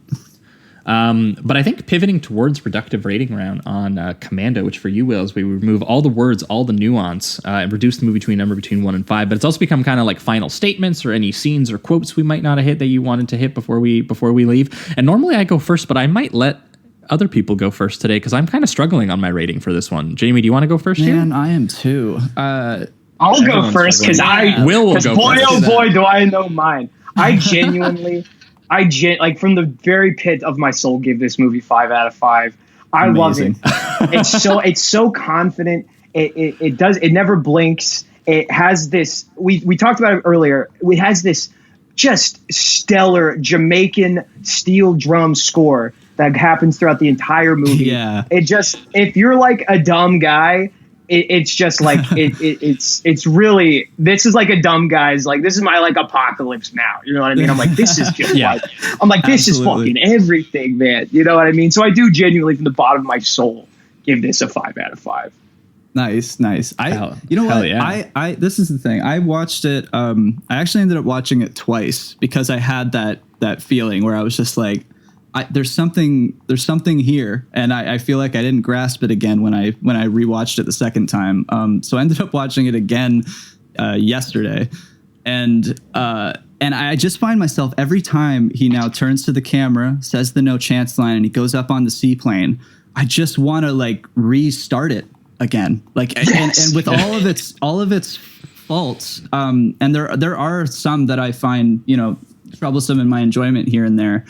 It's that thing that we were discussing where it's like it just doesn't let you think about those things, at least for more than a second, and then you're just on to the next ridiculous thing. So you find it to be more forgivable in that sense. And I think I'm gonna give it the light 4. I really do. I do think that it could even get like I could love this the more I watch it. There's just something about it.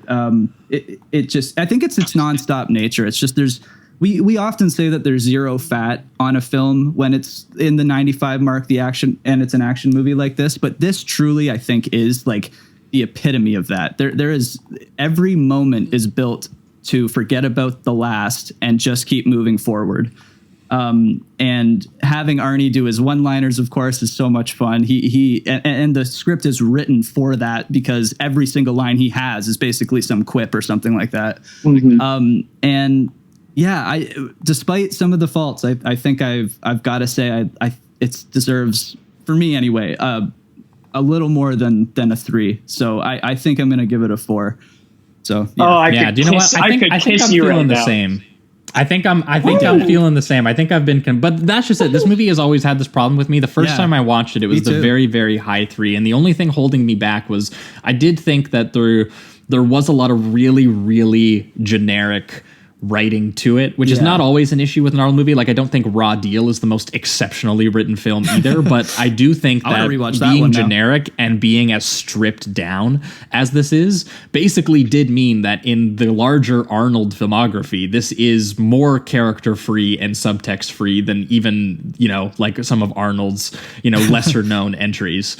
So it doesn't have those moments like Raw Deal where you can see him trying to act and see him trying to, have these weird sort of character interactions, because the movie moves so fast. He doesn't even get time to have those slow beats where he tries to give you a backstory or he tries to have emotion or, and it's also, as we've discussed, like not as really well crafted. Like it's perfectly fine, but it's not as well crafted as his masterpieces, things like Terminator or Predator or Total Recall, another example. Like those are like next level genius filmmakers knowing how to use his image and actually kind of really get in and say something with that. And but when you watch this film, I go, why am I blaming this film for not saying anything? Like, it's not like, I don't know. It's really not what the film is trying to do. I think it really is meant to be a cable classic, to be consumed with a cold one with your dad maniacally laughing beside you at every, dumb impulse that it indulges in. So I think the fact that, complaining that, it doesn't have the imperial horror and existentialism of, like Predator, like it feels fucking dorky to say that. Yeah. Even though it's how I feel when I watch the film. Definitely. But I don't know. It's weird. It's how I feel thinking about the film afterward, but that's not on my mind when I'm actually watching the film. So I'm going to give it the light 4. Mm-hmm. For me as well, which is going to be my experience of actually watching this movie the way that it moves, how cartoonishly macho it is. These guys eat too much red meat was a line. I don't remember if we said that or not. No, she says it during like the fight to the death that she's watching. Yeah, with Bill Duke, which we forgot to mention, where they're literally he's throwing Bill Duke through like motel room walls, where on the opposite side of the wall people are filming themselves having sex. Like crazy. And so there is like a sense of humor and there is a quality to it where it is more knowing than I think sometimes I give it credit for. Which I think is where Lester comes into play, personally. Yeah. Because he's done that with his other couple movies that we've watched too. And I just feel like that's something he seems to have on his mind. I was never sure, but it seems to be the case. Like there's also that, speaking of the girl, there's also that part in the car where she's freaking out about what's all happened. And she's literally just reiterating the entire movie that we've seen so far and just going like, isn't this ridiculous? Isn't this fucking insane? And Arnie just responds with a like, whatever, we're just going to keep moving. And that itself kind of feels like a commentary on the movie itself. So I don't know. Yeah, and you know what? I think if this had been my introduction to Arnold, I'd have even more affection for it. But I basically saw this after I saw all of his really heavy hitters first. I didn't watch this for the first time until like 2 or 3 years ago. And so when I originally watched it, I was like, yeah, it's entertaining. I see why this might have been a really big deal when it came out. And, but despite the tacky one-liners and the thinnest characterizations you've ever seen, and some performances, honestly, that are barely there, the action is so huge, so explosive. And even if it's not, expertly designed or choreographed, it really does still just pummel you with the sheer maximalism of it and how much of it there is. And it does feel like on some level, despite the fact that it's indulging it, it is kind of taking a little bit of the piss out of that 80s action excess while doing it. And we did mention, by the way, the pulsating James Horner synth score, by the way. I don't remember if we got to it or not. Sick. Yeah. The strange xylophone sounds on it, the huge drums and screeching guitar riffs and saxophones, like front to back over every, nonstop insane set piece that Mark Goldblatt, really, really cut for just maximum, nonsensical impact front to back. So yeah, I feel like it's got to get the light for it. Nice. Oh yeah, I love it. Yeah, so I think that, and once again, the purest Arnold film. If I was to be trying to describe an Arnold film to someone, if who had never heard of Arnold before, this would probably be the movie that I would show them. I would say, if you want to see more, this is, where you start, branch off from here. I feel like that's the best way to probably enjoy this movie. And I feel like I got to give a little bit of credit to the movie that feels like the complete Arnold package, even if it doesn't have, some of the richest themes and feelings to it. Yeah, definitely. Agreed. But that being said, I think that will wrap it up for Commando. We went a little long there. So we are going to be right back, and we are going to be talking about the opposite side of the action star spectrum a little bit with one Steven Seagal. Expert in martial arts. Explosives. Stand back! Weapons and tactics. I also cook. The Nimitz is tracking 2 Tomahawks just launched from the Missouri. Where are they headed? Honolulu. Happy trails. Steven Seagal. I know you, don't I? Tommy Lee Jones. Been a long time. I'll see you in hell, son boy! Under Siege. Oh man, I forgot one of the Commando lines. The attention all units, emergency on theater level. Suspect is 6'2", brown hair. He's one gigantic motherfucker. And the dude just absolutely gives it his all with that line. Yeah, dude. Incredible. But hey, welcome back. All right, we are talking Under Siege, the 1992 American action thriller film directed by one Andrew Davis. 3-star king, baby. 3-star king. He kind of undefeated in that department, because Will, you might not be familiar, but we have coined a term with our Discord patrons about those 3-star cable classics, and they are specifically, not just a film that's 3 stars. Some people, the rookies mistake this. It's not just a film that you're like, yeah, it's pretty good. No. It's very specifically a film that, you've missed 15 minutes of it. The first 15 minutes, maybe it's on TV, your buddy's next to you, and you're like, do you know what? This is a good movie. I'm going to keep watching this. And you're like, I'm going to watch a scene because this is pretty cool. And then you just watch the movie. And next thing you know, you're 4 beers deep and you're like, well, this has been wonderful. Yeah. Exactly. And you can't in good conscience be like, well, that's not as good as the 4-star bangers that I love, but man, that definitely is exceptional in its own way. It's just a sturdy ride. Yeah. Yes, front to back. And Andrew Davis is the king of these movies, because we've talked about him once. He actually did the Steven Seagal debut film Above the Law, which we've covered on the show. He also, in the 90s, tried to get into the erotic thriller game at one point with one of the more kind of underrated ones called A Perfect Murder from 1998 with Michael Douglas, Gwyneth Paltrow, Viggo Mortensen in that one. And it's worth a watch. I think they kind of fuck up the ending, but it sounds like there was an original ending that they had that would have been sick, and people would probably talk about it more if they had kept it. But Davis also very famously did the ultimate dad cable classic of all time, The Fugitive, Harrison Ford. Ooh. Yeah. How many times have dads sat in front of the couch watching that film? Millions of hours spent. Oh yeah, and it's that movie is the sore cause of all of our dad's lower back problems. Yes. I think The Fugitive, or this movie, was how Andrew Davis got hired for The Fugitive, because Harrison Ford saw like a rough cut of this and thought that his work was, I guess, competent enough.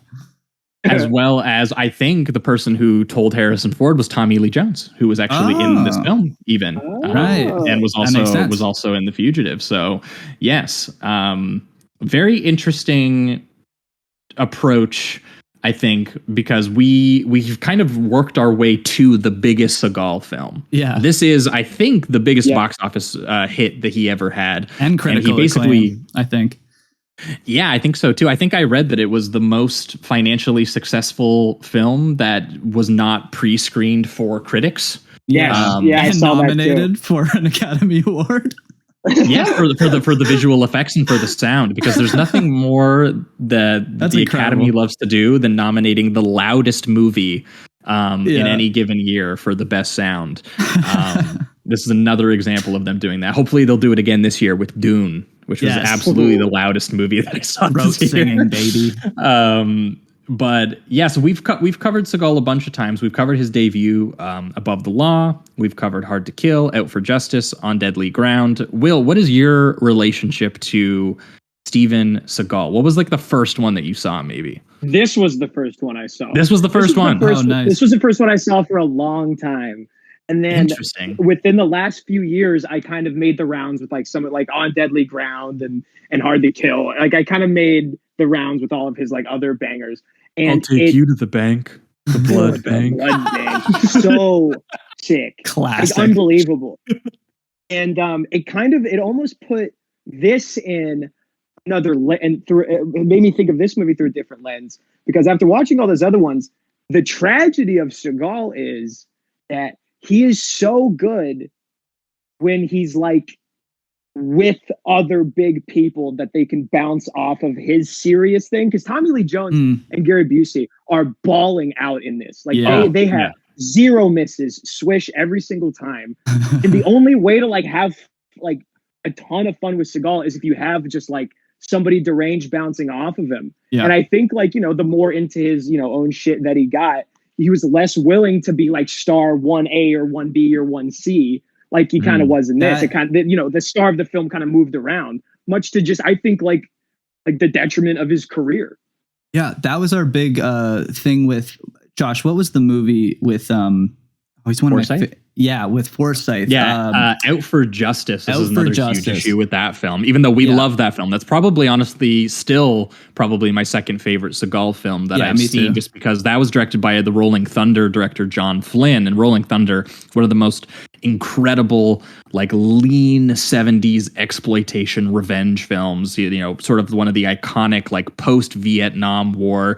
The guy comes back and it's actually him and a very young Tommy Lee Jones in the 70s, right? Tom Devane, and he has a hook for a hand because the bad guys shove his hand into a garburator, which was a shot they had to remove from the movie because the test audiences were like screaming in terror. And awesome. John Flynn, just one of the nastiest, cruelest, like when they break into that brothel and they start shooting people in like the climax of Rolling Thunder. Oh man. It is like legs are being shot off, fingers are being shot off with shotguns, and you see it all. And this is in like the early 70s when like gore wasn't as big as it was eventually in the 80s. Like it is incredibly violent. So seeing John Flynn do that kind of stuff with Seagal and Out for Justice, it's incredible. Like there's a part in Out for Justice where Seagal like takes a cleaver to some dude's hand. John Flynn just likes fucking up hands, I think, is the main thing. But I think, Jamie, you were leading towards the fact that, like that movie would have been, and our part of our review of that was that like Flynn directs the shit out of it. There is like a sort of tragic generational New York kind of crime drama a la so kind of Scorsese in the writing that Seagal then kind of reworked his own screenplay to do the Seagal thing inside of it. Right. And Bill Forsyth pretty much should have been a co-lead of the film, and he was upstaging him so much in the performance that Seagal, as a producer, cut 30 minutes of just nothing but Bill Forsyth, like family background character elements and like the whole tragic neighborhood story of them as kids and all of this stuff, because he wanted Seagal to be the star, and he wanted to be like, no, people are here not to see this emotional performance that Bill Forsyth is giving about, the history of this New York crime family. No, they're here to watch me not realize I'm an asshole and just like knock some dude's teeth out with a pool cue. and like do police brutality while moralizing at everyone that violence is bad. Yeah. Well, speaking of this topic, there is a quote actually from Andrew Davis I saw here, and he's talking about like working with Seagal, and this quote says, Terry Semel wanted us to get back together again, saying that Seagal was only in the movie 41 minutes. Tommy Lee is in the movie longer than Steven. It was fine. It was fine. It worked out well. We had a nice time down in Mobile and had a lot of fun making the movie. And that was the movie that got me The Fugitive, so it was worth it. Okay. So Davis very clearly working on Above the Law, where Seagal, we've already covered this on the big. I do recommend going back and listening to the big Above the Law on Deadly Ground episode. We did a huge, like, we read out, the very first profile of him. We read out some of the original things where they were pitching him as a star, and, how it all came from the fact that he had like a star agent who literally made a bet that was like, I could turn anyone into a movie star. I'm so fucking good at this job. Really? And That's what it was? That's literally what happened.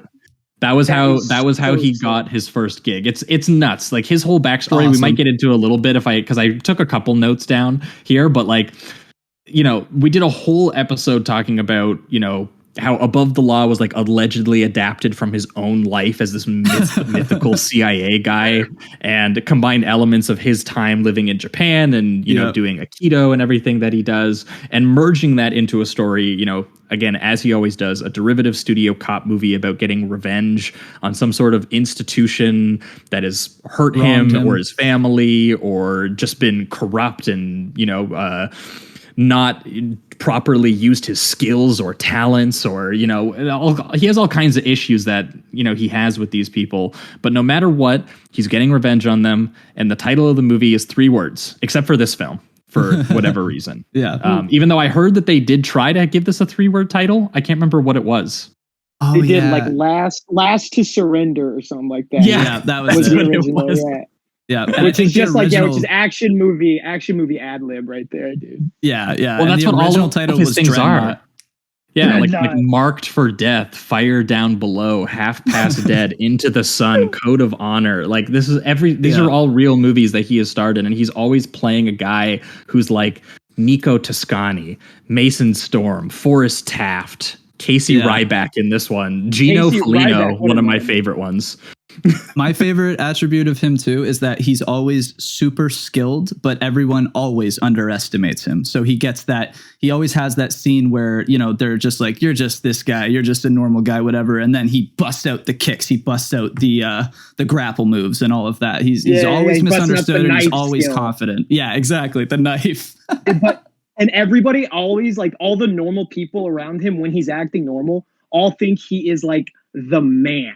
Yes. Oh, he's so revered and respected. He's cracking everybody up. Every joke lands. Everybody's high-fiving him. Stuff. He's like the Fonz of that ship. He's the man's man. He can talk to anybody. He knows every language. He's an expert in every single craft there is to know about anything. He knows everyone in the neighborhood. He's so talented. Everyone loves and respects him for his strong character and moral fiber, even when he's beating the shit out of them. We talked about that moment in On Deadly Ground where he literally slap hands a dude until the dude isn't racist anymore. That's right.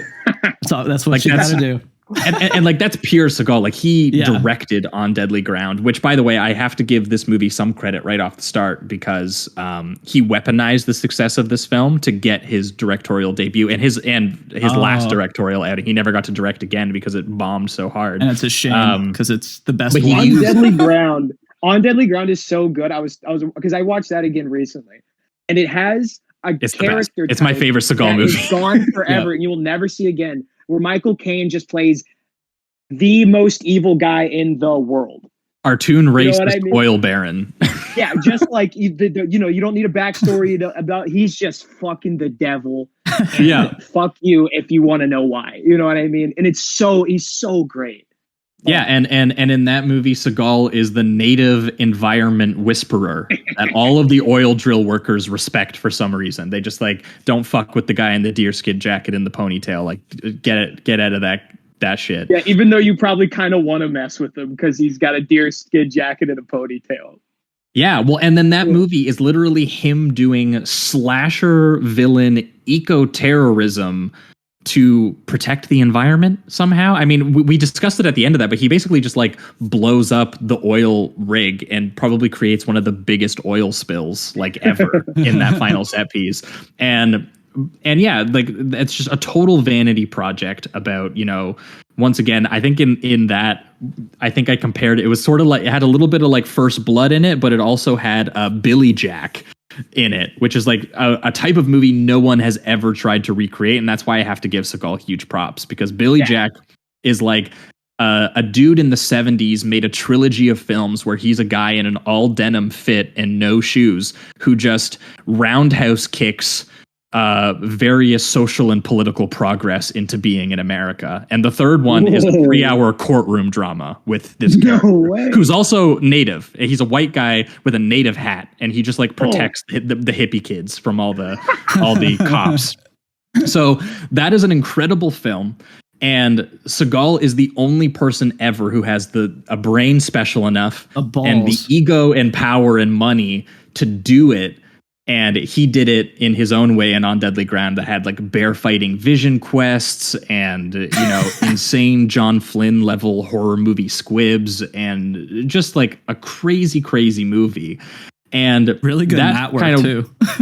Yeah, really good. It's gorgeous looking. It's gorgeous. In general. I mean, he got Walter Hill's cinematographer to shoot that. Right. So like, you know, he has good taste in that department. And then he ends the whole movie obviously on a 10-minute TED talk about the environment and how we should all be working together. It's amazing. And that is the purest Seagal. And that's the thing that kind of going back maybe into Under Siege here, and what was interesting was that, you know, in things like Above the Law and Out for Justice and On Deadly Ground, you could really see Seagal, the producer, with his hands all over those movies, like rewriting elements of the script to get his own sort of like backstory in there and get his own personality and ego and all the various things that he wanted in there.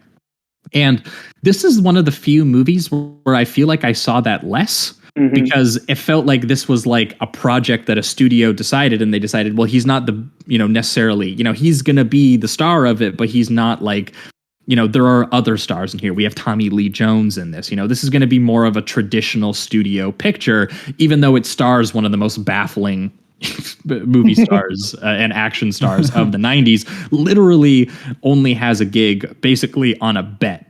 And a bet that paid off and worked. Very but you know, like Seagal, he's not gigantic like Arnold. He's not like, you know, he's not really in shape. Yeah, he's never like jacked to the nines. Yeah, he's always like beer league softball body. Yeah, there's a couple shots where they show like the side profile. Yeah, I'm not trying to body shame the guy, but when you're an action star, you probably should look like Arnold in some way. Yeah, he looks better than me. Yeah, but it's like he's got like a tank, and there's just like no definition to his arms, and he's got kind of a gut, and in a way, I almost respect that more. I guess there's like I battle with Seagal a lot in my brain. I went back to try and see how people felt about this movie when it came out, and I loved reading in Ebert's review that he even kind of noticed that this was like the beginning of Seagal's thick boy era, and he even said Roger Ebert in his review said, yeah, he kind of looks like a fat chef, you know. Damn, that's ruthless. Dude, you know, golly. Yeah, so he doesn't have the Arnold, like, you know, huge godlike painting like body. He doesn't have even the Van Damme kind of like genuinely impressive athleticism.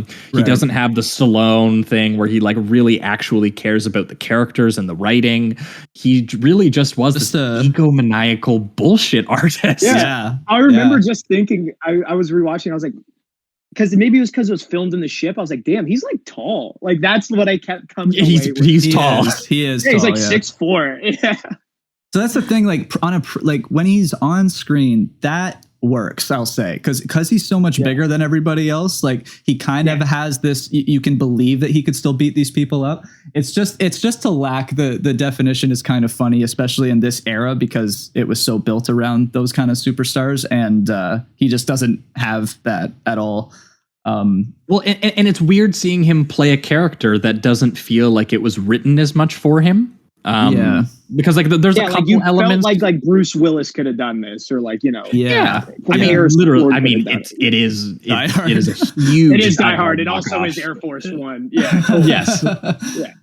Exactly. And that too, even in comparison to, say, Commando, you know, like, this is a lot more grounded. It's a lot more, you know, realistic. The only thing that's not realistic, I guess, kind of about it is, you know, sort of some of the ways that Busey and Tommy Lee are kind of trying to play the characters, like how cartoonishly vague they can sometimes be, and kind of, you know, how crazy violent they can be sometimes. Yeah. And also the physicality, I guess you could say, of Seagal, who we've always talked about, you know, that even his martial arts, like he pitched himself as like, you know, he's like a Jackie Chan when he was sending in his tapes to Warner Brothers and stuff. And it's like, his version of martial arts, again, is not that genuine athleticism or the choreography. It's those fucking Aikido demonstrations that he fucking does, where he just like a very clearly a planted student runs at him and he waves his hand and they like fly 10 feet into the air. Yeah, he does like a wrist flip. Yeah. If you guys haven't looked up the ones where he takes on like 20 people at a time, they're the fucking best, because it's clear that they're most likely students of his, right? So they have this mindset, like, even if I could take him out, I don't want to, because then I'm just probably going to make him look bad. It's going to shame me, whatever. So it's funny to just watch him like toss these students over and over again, knowing they could easily just tackle the guy like 5 at a time, but he's just sideswiping them. Oh, look how fast I am. I'm so skilled at this. And it's not to say that he doesn't have like any athleticism when he does his fighting. I do think that some of his like grapple moves it's apparent that he has some training. It's just not. Oh, they absolutely work as, like, for show. CBD. Yeah. Right. Exactly. But he does it. Yeah. But the whole reason he works is because just blind, unflinching, bulletproof confidence. The way he I'm like, I'm watching this movie and I'm like, I mean, dude, I think he's good at karate. Yes. Just because of the way I'm just like, that's what I like.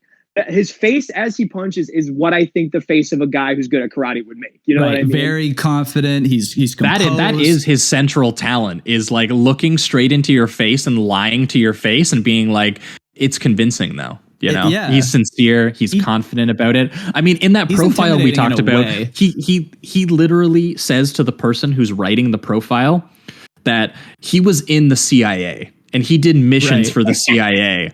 And, you know, he has been the bodyguard of like famous, you know, heads of state.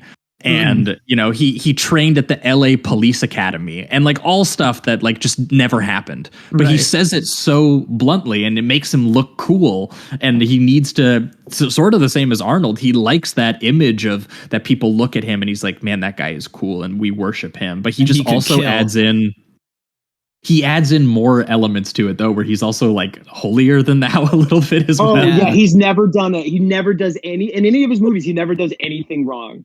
Yeah, no, ever. Yeah, or if he does, he doesn't think that it's wrong. Like we watch him in Out for Justice do police brutality straight up, but in things like Above the Law, he'll straight up look at the torture expert and he'll be like, man, what information are you getting out of these people? You can't be torturing these people. And really his issue is that they're torturing people not on the clock, like not on company time.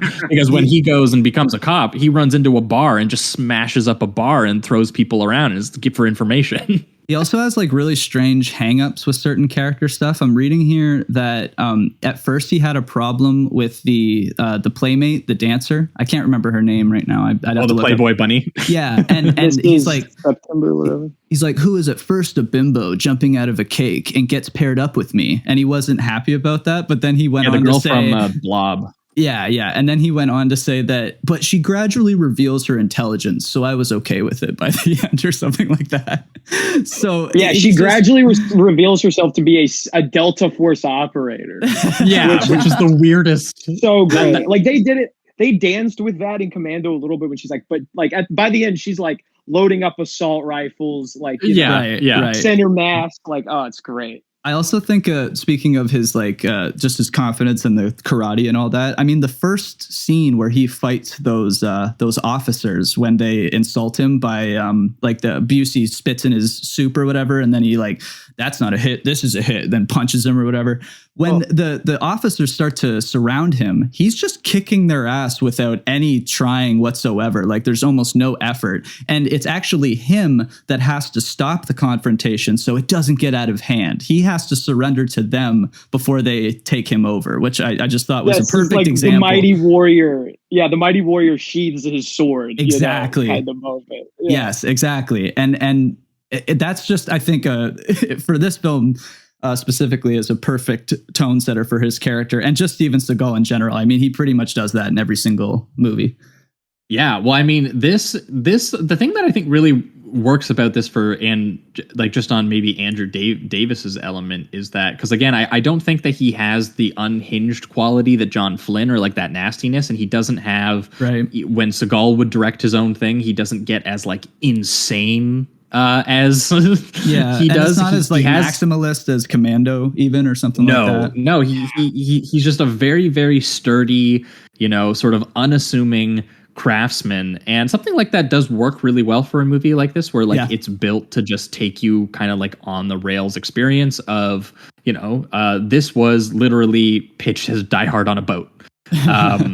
It takes place on the USS Missouri, and I will say the effects work. I understand the nomination that they got. It's really well done. Like I know that they shot most of the interiors on 2 different museum boats, so ones that have been retired and people just kind of look at. So they are real. Okay.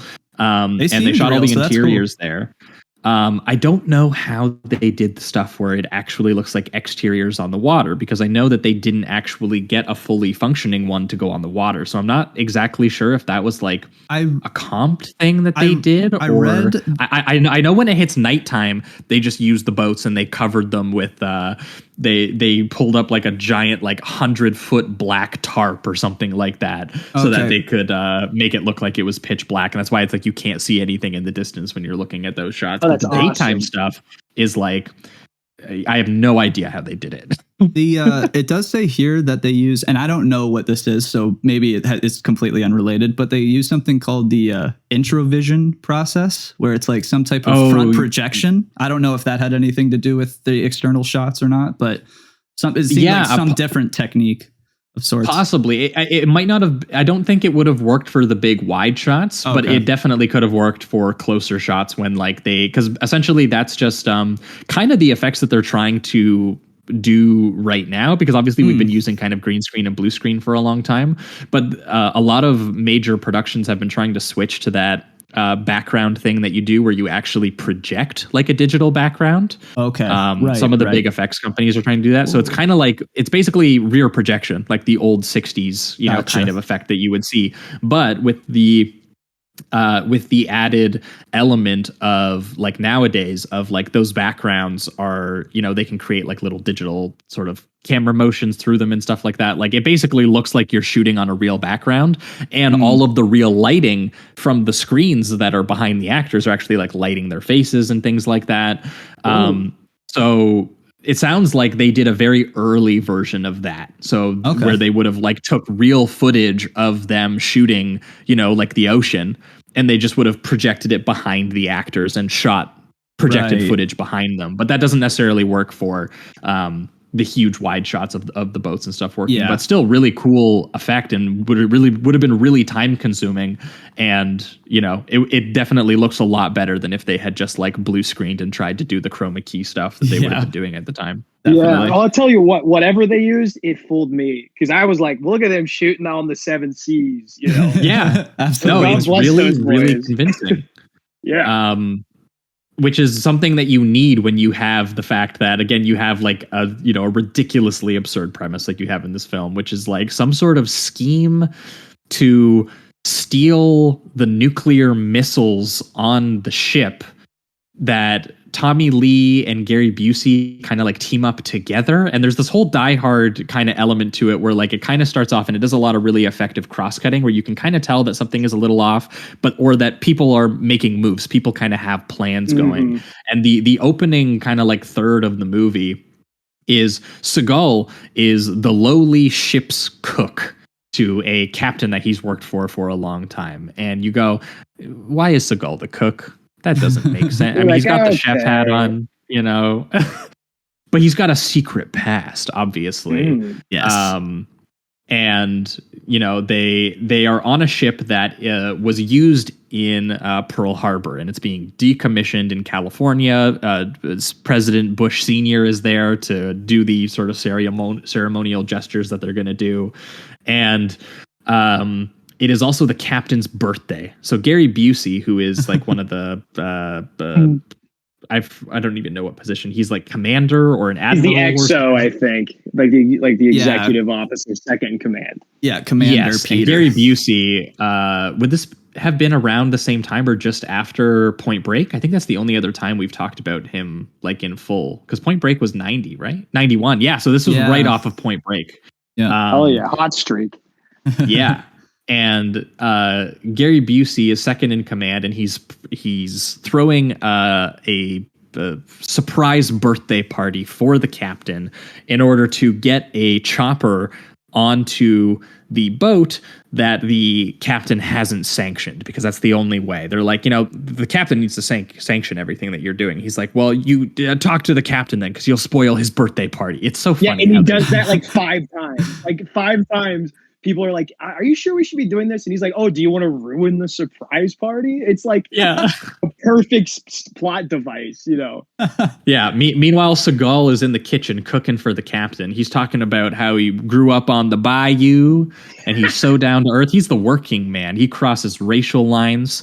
All of the crew is dancing, being so cool and casual. Dancers. Yep. And it is eventually revealed as this sort of crew in this chopper sort of lands on the boat. It is home to a Playboy bunny, as played by the girl who why am I blanking on her name? Erica Elniak. Yeah, Miss July 89. Miss July 89. Yeah, we previously saw her in the Chuck Russell's remake of The Blob, and I guess she was also in E.T., but I haven't seen E.T. in a long time, so I don't remember who she was in E.T. Yeah. Maybe she was one of the kids. She was E.T. Yeah, she was E.T. There you go. But it's home to her and Tommy Lee Jones, who is like this dressed like a boomer hippie rocker band guy, like the leader of like a Skinner-esque jam band. Yeah, he's got like the leathered bejeweled jacket. He's got a tie-dye pink and blue shirt. He's got the bandana and the aviators, and he's just there to party, man. He's there to rock out. Yeah, he's the MC. Just having a blast. And he's like, from the moment that he's on screen, the very first shot you get of him in the helicopter next to Erica, so energetic. Just you can tell exactly what he's going to do throughout the movie. He's kind of doing like it's not quite as cartoonish as what he eventually did in Batman with Two-Face, but it's like 50% of his Two-Face character. He's just kind of like really unhinged and unpredictable, and he's very energetic the way he moves his body around, and he's very like excited about things that are happening. He's really, I mean, this is the kind of performance you want for a movie like this, because the writing of the character can sometimes be sort of vague or generic of a kind. Like, again, you really don't understand what his gripe or his plan is. You just know that he's like Joker-fied by the CIA. Yeah, I got these like 2 mixed signals from him, where at one scene I thought he was saying how he actually used to be a hippie from the revolution that failed, quote unquote. So he's back to like he was like an anti-nom protester or something like that. Yeah. Now he's like, well, now I'm going to use like your weapons against you to cause the revolution to happen. But then also there's a thing where he says, I think he's wants a former to sell, operative. Yeah, and he wants to sell like Tomahawk weapons, probably to like, I think it's North Korea, or he stole from North Korea or something like that. He wants to use a North Korean submarine to sell them in the Middle East. There it is. I think he was doing like pretending to be crazy to like trick everybody else, while he's actually doing like tactical mastermind stuff. In the background. Like, you know what? That would make more sense. That would make more sense to kind of like throw them off a little bit, because it is eventually revealed that he was like a former CIA spook. Like, he was a guy who was stationed in Korea, and they end up being like, he started to do his own missions, and he started to, gain too much power. So we tried to kill him. And then he went off the grid and is coming back with his revenge mission, which is to steal all these nukes from the government. And I do love that the CIA guy who shows up like into the Doctor Strange love meeting, he's just like sweating buckets. He's just like, he's yeah, like this guy's pretty fucking crazy. Yeah. Fuck. Yeah. He was like, yeah, the guy, at drinking punch and doing the emceeing for the jazzy rock band. Yeah, that guy is like one of the craziest assets I've ever controlled. And I tried to kill him. So now he's probably pretty mad at us. Yeah, and he's got these amazing moments where one of my favorite moments from him is actually really simple, where he's initially talking to the round table of the elites or whatever. And as each person comes on the phone, he's just kind of like, "Hi, Tom. Hey, Rick." Yeah. Really, first name basis. yeah, just like really casual about it. Like he's not being a terrorist right now. And I thought that was really funny. I enjoyed that. Yeah, no, talking about his performance, I noticed this because they allude to like their code names are like Looney Tunes characters. And looking back, I was like, he's so, for the first half at least, like when he's in control, he's so Bugs Bunny to me. Whereas like he's fooling everybody. He's like bouncing off the walls with energy. You know, he's pulling out the chair as everybody's trying to, you know what I mean? He's just like in control and just like having a blast, like just fucking with people. Yeah, I love that line that he gets because he calls himself Roadrunner. That's the code name that he uses. He does a perfect meep. Yeah, he goes meep meep, and then he goes. The reason he chose it is because that motherfucker's never been caught or whatever. That's so great. Cool. That's great. And then you also have like to count, like not. I guess it's not a counter. It's kind of just to bring some more energy and excitement to the film, where you have Busey like. He's not totally quite as thwarted, pathetic. Like he's the opposite of Seagal, where he's like the bitch made guy who wants more power but isn't earning it because he keeps sucking up to the captain too much. Whereas Seagal will go off the books and break the rules and get made the cook, and he will still love his job. He doesn't give a shit. He's just there for the men and the mission. And Gary Busey is actually kind of like he wants to climb the ladder. He wants personal.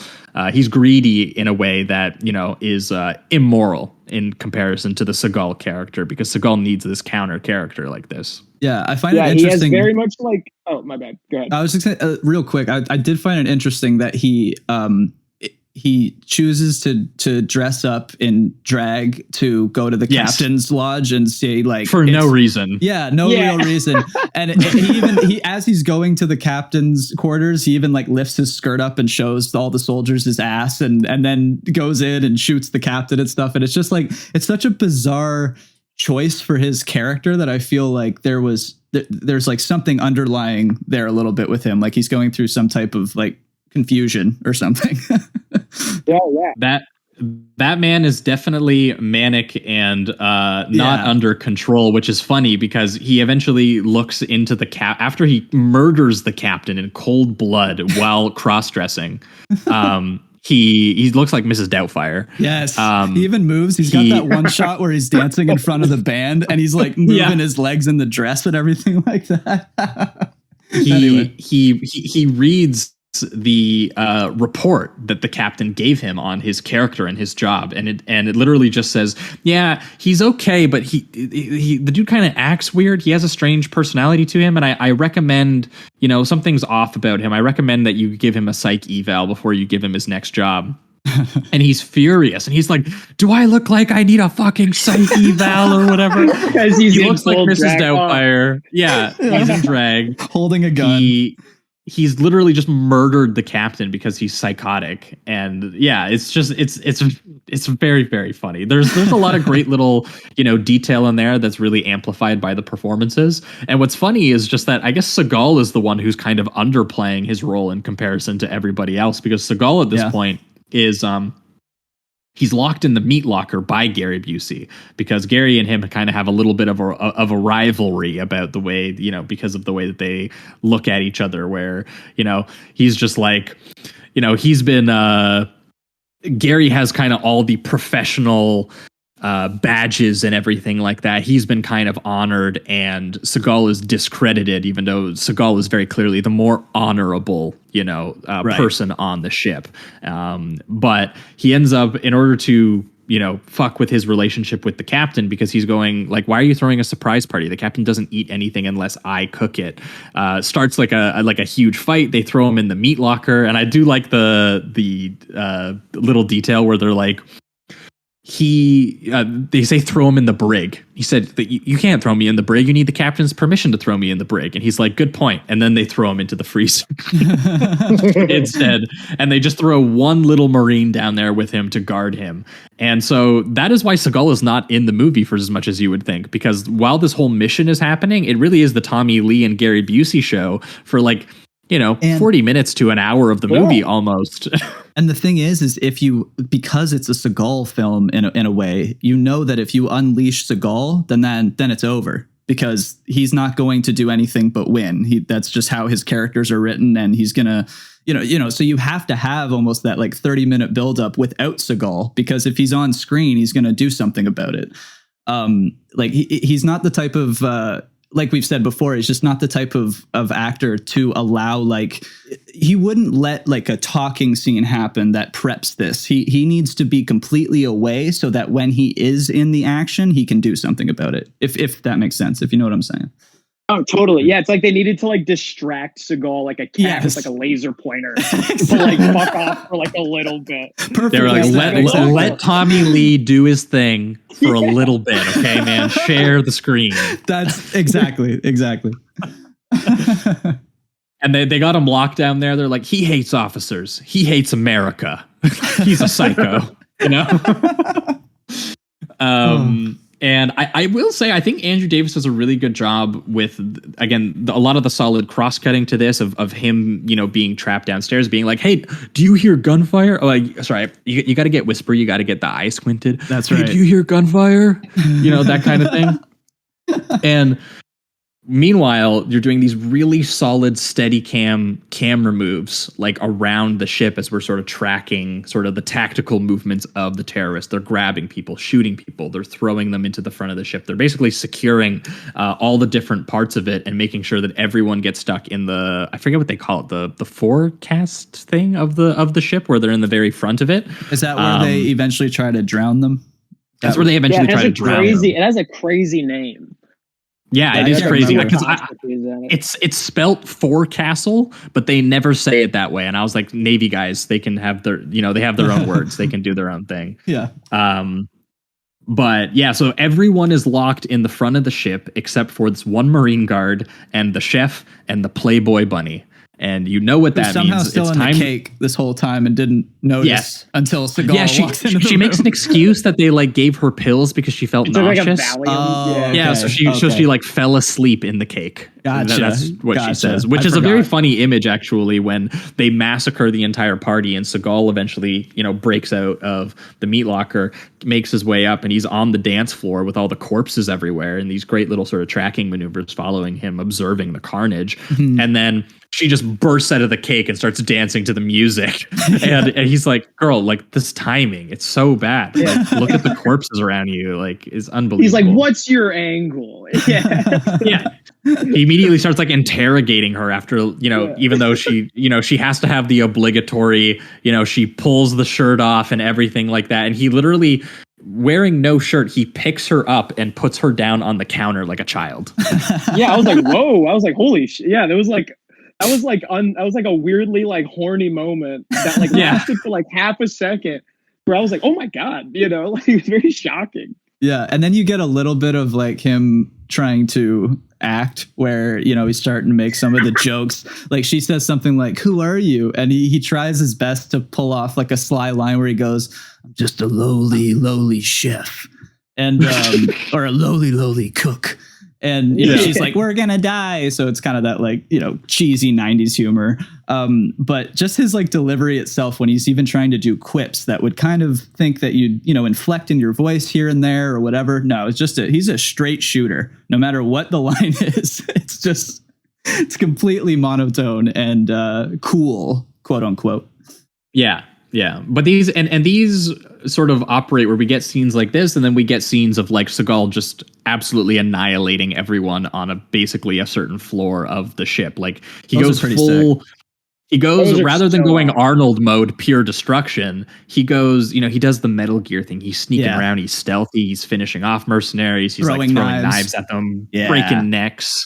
And doing that Die Hard thing of like, because we just talked about it just a couple months ago, but doing that, on the fly ingenuity thing, like making improvised explosives using a microwave, that kind of thing is something that he does in this. And there's a lot of really beautiful kind of like lighting to the ship too. I guess because it was all interiors, I guess they could control it really well. But like when it goes dark, you get like, really shadowy silhouettes on his face and, really it's deep like orange oranges and red. blues of all the blinkering sort of lights on the display of the ship and everything like that. And when the action hits, the squib work and stuff while present. And I mean, God, it just makes you long for the days when, this was the standard, right? I know. Like just any movie ever, no matter what, it just had, the standard that much more was impact.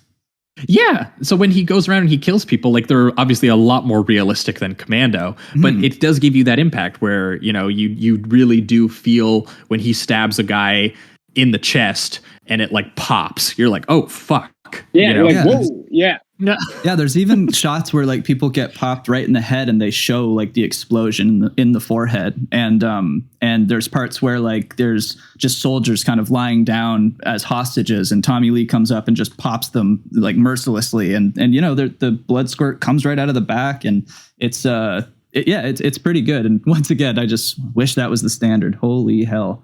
I miss it so much. The digital blood that comes now is just so like weightless. It just doesn't have that. It's lame. Yeah. Because even if you're like watching it, like even if you're like, okay, like maybe that's not exact. It's like, oh, like they put so much effort into that. You have to like momentarily you have to applaud that. Yes. And it makes you like appreciate how hard they had to work for that. Well, that's the thing, because you knew that there was a setup. They had to set the squib, time the squib, relate it to a shot that was prior. Now it's just like, as long as we have the gun in frame, we can post the shot and then post the blood hit. And it just comes off as lazier nowadays. And I do love seeing, even in something like this, just authentic action technique work. Like it's just really good.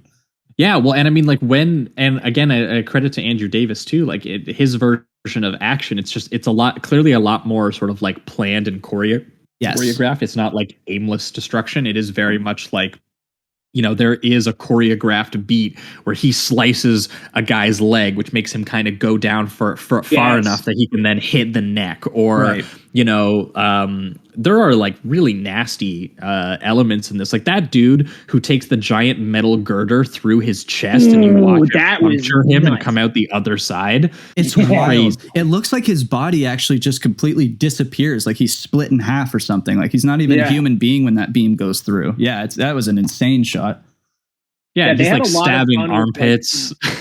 They had a lot of fun with like the claustrophobic like nature of the like they definitely like incorporated that into every single like sequence in like a really cool and like fun way. And the thing is too, because they're in like these smaller hallways and there will be 3 people he has to get past, he does have to strategize in a different way most of the time than just go in guns a-blazing. He usually does like slice a guy's throat, take his gun out, although he still does him. That too sometimes. Oh yeah, of course. one of my favorite akimbo Uzis. Yeah, that's one of my favorite parts, because I literally was like, is he just, and not only akimbo, he's crossfiring though, which is like not how you would shoot those. Like he's literally got his wrists locked in opposite directions and he's just running through one of the tunnels, just shooting. Using the most inaccurate gun that's ever been created. Oh yeah, but Andrew Davis is like pumping it up with the fog and the lighting and the tracking maneuvers through the actual, sort of like steel hulls and everything like that. The dirty over the shoulder shots and everything that he's pulling off. Like, despite the fact that choreography is like nonsense, there's still like a lot of direction being done here and visuals with the camera that make it feel more planned than it actually is, because he is just a badass at the end of the day, and you've got to know that. He's just going to run through a room cross-firing Uzis and you're all dead, and he's not going to hit any of the good guys. Right. Yeah. Can I push back? Can I push back on you for a moment? Oh, okay. Push back. Call me out. Again, looking at it through a lens of this movie's perfect, which is what I am doing without flaw. I'm thinking, so like, all right, you got 2 Uzis. You can't extend your arms straight out on both sides. You're in that very thin hallway. So I honestly do think the only way that you can do that is if you do the crossfire. You might be right. I'm doing it right now, and this is scientifically sound. So, yeah, interesting. No. Okay, hold on. Make sure you make your hands shake like you're like a gun. an Uzi. Yeah, and then lift your arms at the same time, and you're like, wow, that's actually pretty stable. Pretty stable. I'm just stable. Keep that close to your chest. That's a stable shot right there. Okay, but you're so you're saying that for it is better for him to be aiming directly at the walls that are like an inch away from him. Okay, maybe not. But I'd have to review the shot. Yeah, let's go back. Jamie, we need you to make a rule. Pull up the footage. Which one of us is the genius and which one of us is the dunce? Oh man, that's awesome. Yeah, no, right. But there's, the action I think is definitely, like one of the high points of this film. I think that Andrew Davis is really, I think it's even better than some of the stuff we saw in Above the Law, and we had good things to say Above the Law, but I think Andrew Davis, you can tell, is becoming a little bit stronger of a visual filmmaker. Yeah. And it is, I think Will is right. I think a huge thing is just like the set. They take full advantage of, how tight everything has to be and how up close and personal he sometimes has to get with the violence. And then they also merge that then with like the wacky kind of tonal shifting of Tommy Lee, like practically bouncing off the walls. And at one point, just like Jimi Hendrix is just the score for this movie as like they shoot down a jet with huge guns that's coming by. And the cue too is when the jet explodes, Jimi Hendrix starts playing, I think it's like Purple Haze or something. I can't remember exactly what the song is, but that cue was awesome. And I also like their use. There's one part where they incorporate the outside of the ship where Seagal is like going on the side of it.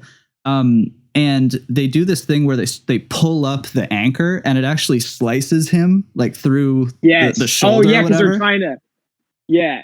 Yeah, not to body shame, but he is looking like shit in that wetsuit, dude. Oh my god, it's so because they cut the wetsuit. You could see like his like the back, like the worst part of his body, which is like the top of his back, bottom of his arm, and you're like, is this a farmer? Like, who is this guy? Oh my god. Yeah, but he's moving around the boat like he's like Snake, right? He's exactly. It's very Splinter Cell. Yeah, a lot of it is. Yeah, and then I think he even like climbs the anchor to get back on the other side of the boat. So it is very Splinter Cell, Metal Gear Solid kind of shit, which I do and also both movies have the moment where the girl gets the moment to save him. Yeah, where she also has to shoot the guy who captures him. How to kill. Yeah, because it's very funny because it's like I know she has to have some sort of like. Arc? Some sort of arc, but it's like in like this situation, I'd be like, okay, I'll probably kill somebody if I have to. You know what I mean? Yeah. I'm Miss July 1989, and I only have two rules. I don't use guns, and I don't date musicians. And then literally, she uses a gun in this, and his quip back to her is like, soon you're going to be dating those musicians, like that, because he's so charming.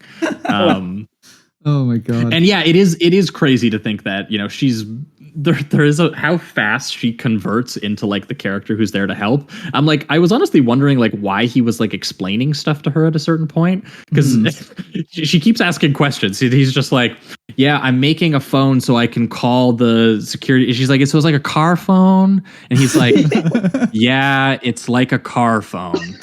Get her out of here. Like Jesus. At one point, she literally answers the phone for him while he's in a gunfight, and then like holds the speaker and mic up to him while he's shooting, and they're like, yeah, I'm kind of in trouble, man.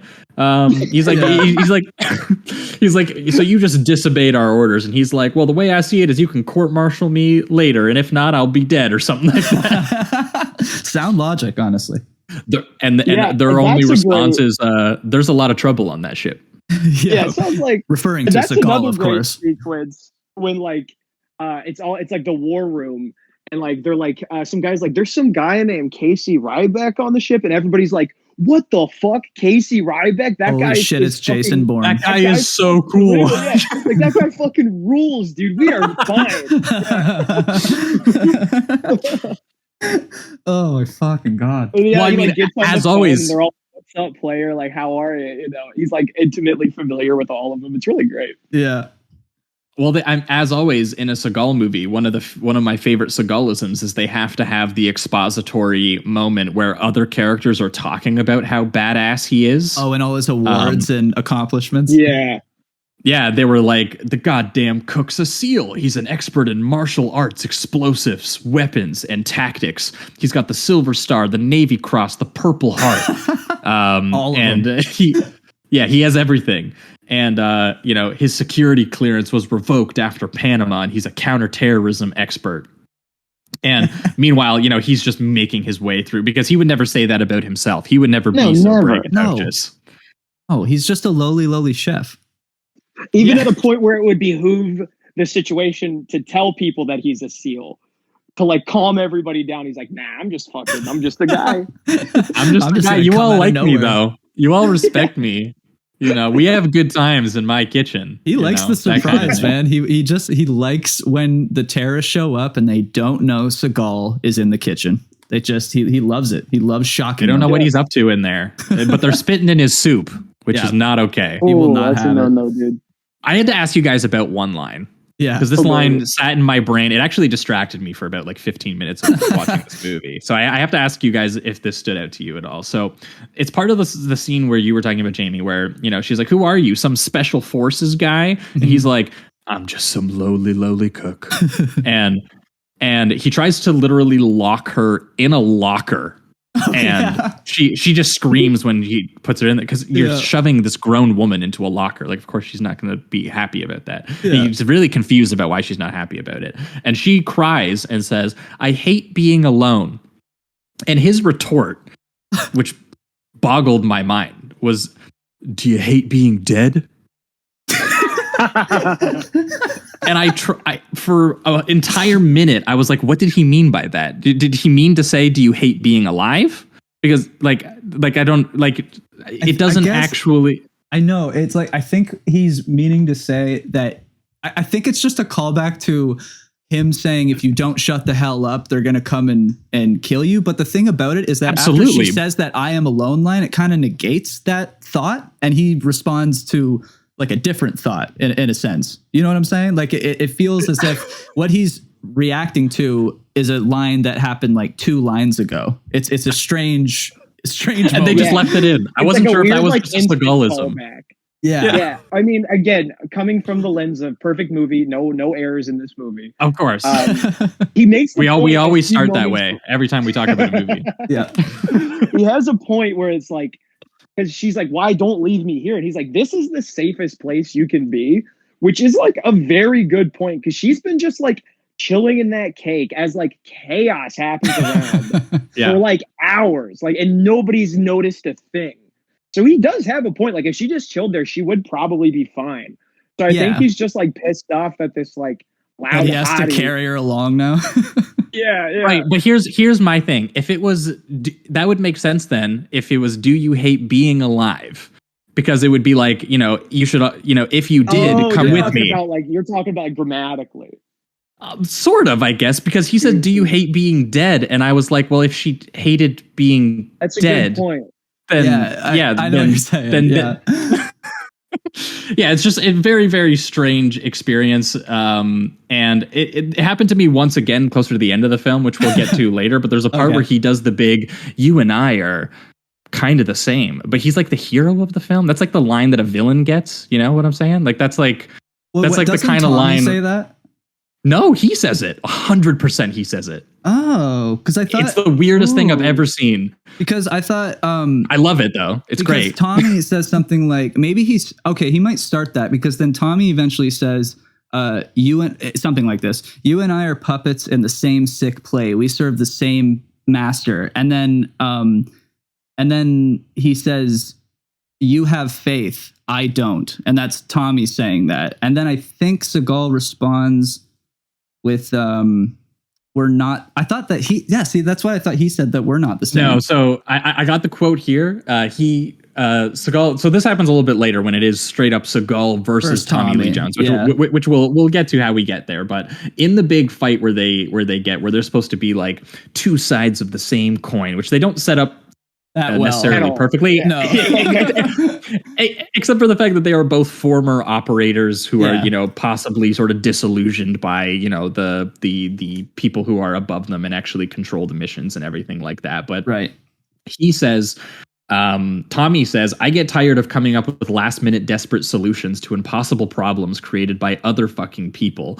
And Seagal responds, all of your ridiculous, pitiful antics aren't going to change a thing. You and me, we're puppets in the same sick game. We serve the same master, and he's a lunatic and he's ungrateful. But there's nothing we can do about it. You and me, we're the same. And I was sitting there going, like, this is the kind of thing that usually the villain character says, where he's like, think about it, like if you think about it, like the hero is not that great in comparison to me. But he's the hero character. He's the moral character who is saying, I'm kind of psychotic like you, brother. I kind of agree with you. You're in the right. I just don't think that we should necessarily murder my entire crew or drown them all, which is actually one of the more, I thought, effectively scary kind of moments, actually, when they show the live videotape of them like drowning the entire crew, because Gary Busey comes up with the idea because he's we should distract him. Instead of coming after us, he'll basically kill himself trying to save his own crew. And the actual just videotape footage of them live broadcasting them drowning the crew and like pointing the guns down as the dude's trying to climb the ladder and just like massacring them in there and stuff like that. Like, I thought that was, pretty effectively violent, and definitely, this has a good sort of building of stakes and tension and everything like that. Like, this is sort of Andrew Davis's bread and butter. He doesn't have a lot to work with, so he's basically like, I'm going to amplify what I've got, as make it as effective as I can. Right. Yeah, but it's funny that you say that. I must have, in my brain, I must have had it just the way that you were presenting it, though, because that's kind of what your point is that my when I was thinking back on my notes, and I guess I didn't specify who was saying which, it must have been that same thing you're talking about, where it's like, this should be the line from the other guy, not Seagal. Yeah. So that's probably where my confusion came from. But that's one of the few quirky Seagalisms in the movie, though, which is I can't strike a movie for having a weird quirky Seagalism love that moment in it, because other than that, this is fairly traditionally made. Other than a few of these small little gestures like these. Right. Yeah. But well made, that's for sure. Oh, babe. Yeah, and obviously, again, he is once again progressive Steven Seagal. He is having the Playboy bunny chase around with him, turning her into a seal. That's right.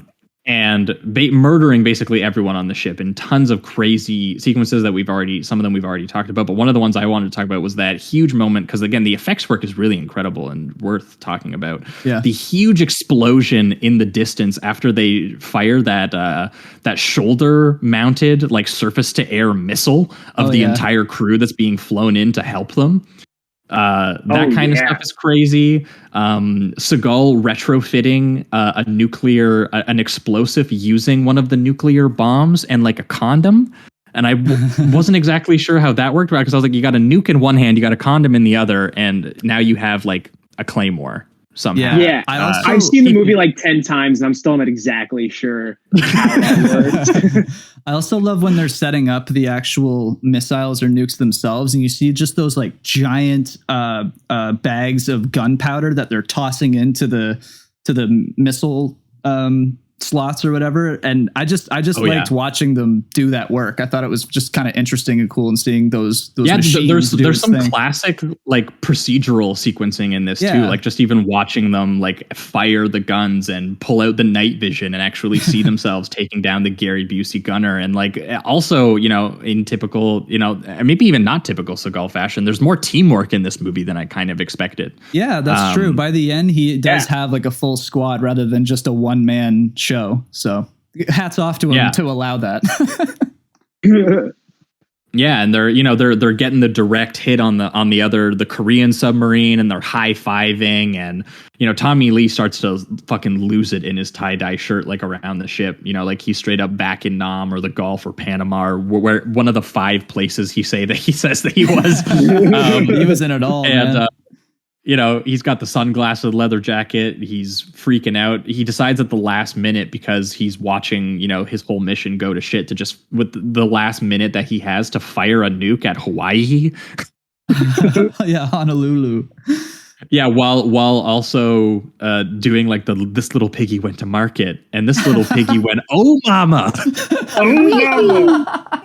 See, that specifically, I think, was what reminded me of when he goes Two-Face mode a little bit, just because he's got that like cartoonish voice. He's kind of almost singing as he's doing certain things. It's at one point he's just singing as if he is an electric guitar doing the national anthem, and he's just singing like the guitar. Yeah. Oh my God. No, it was so funny because this was like I saw this at a very young age, and this was like the first Tommy Lee I saw.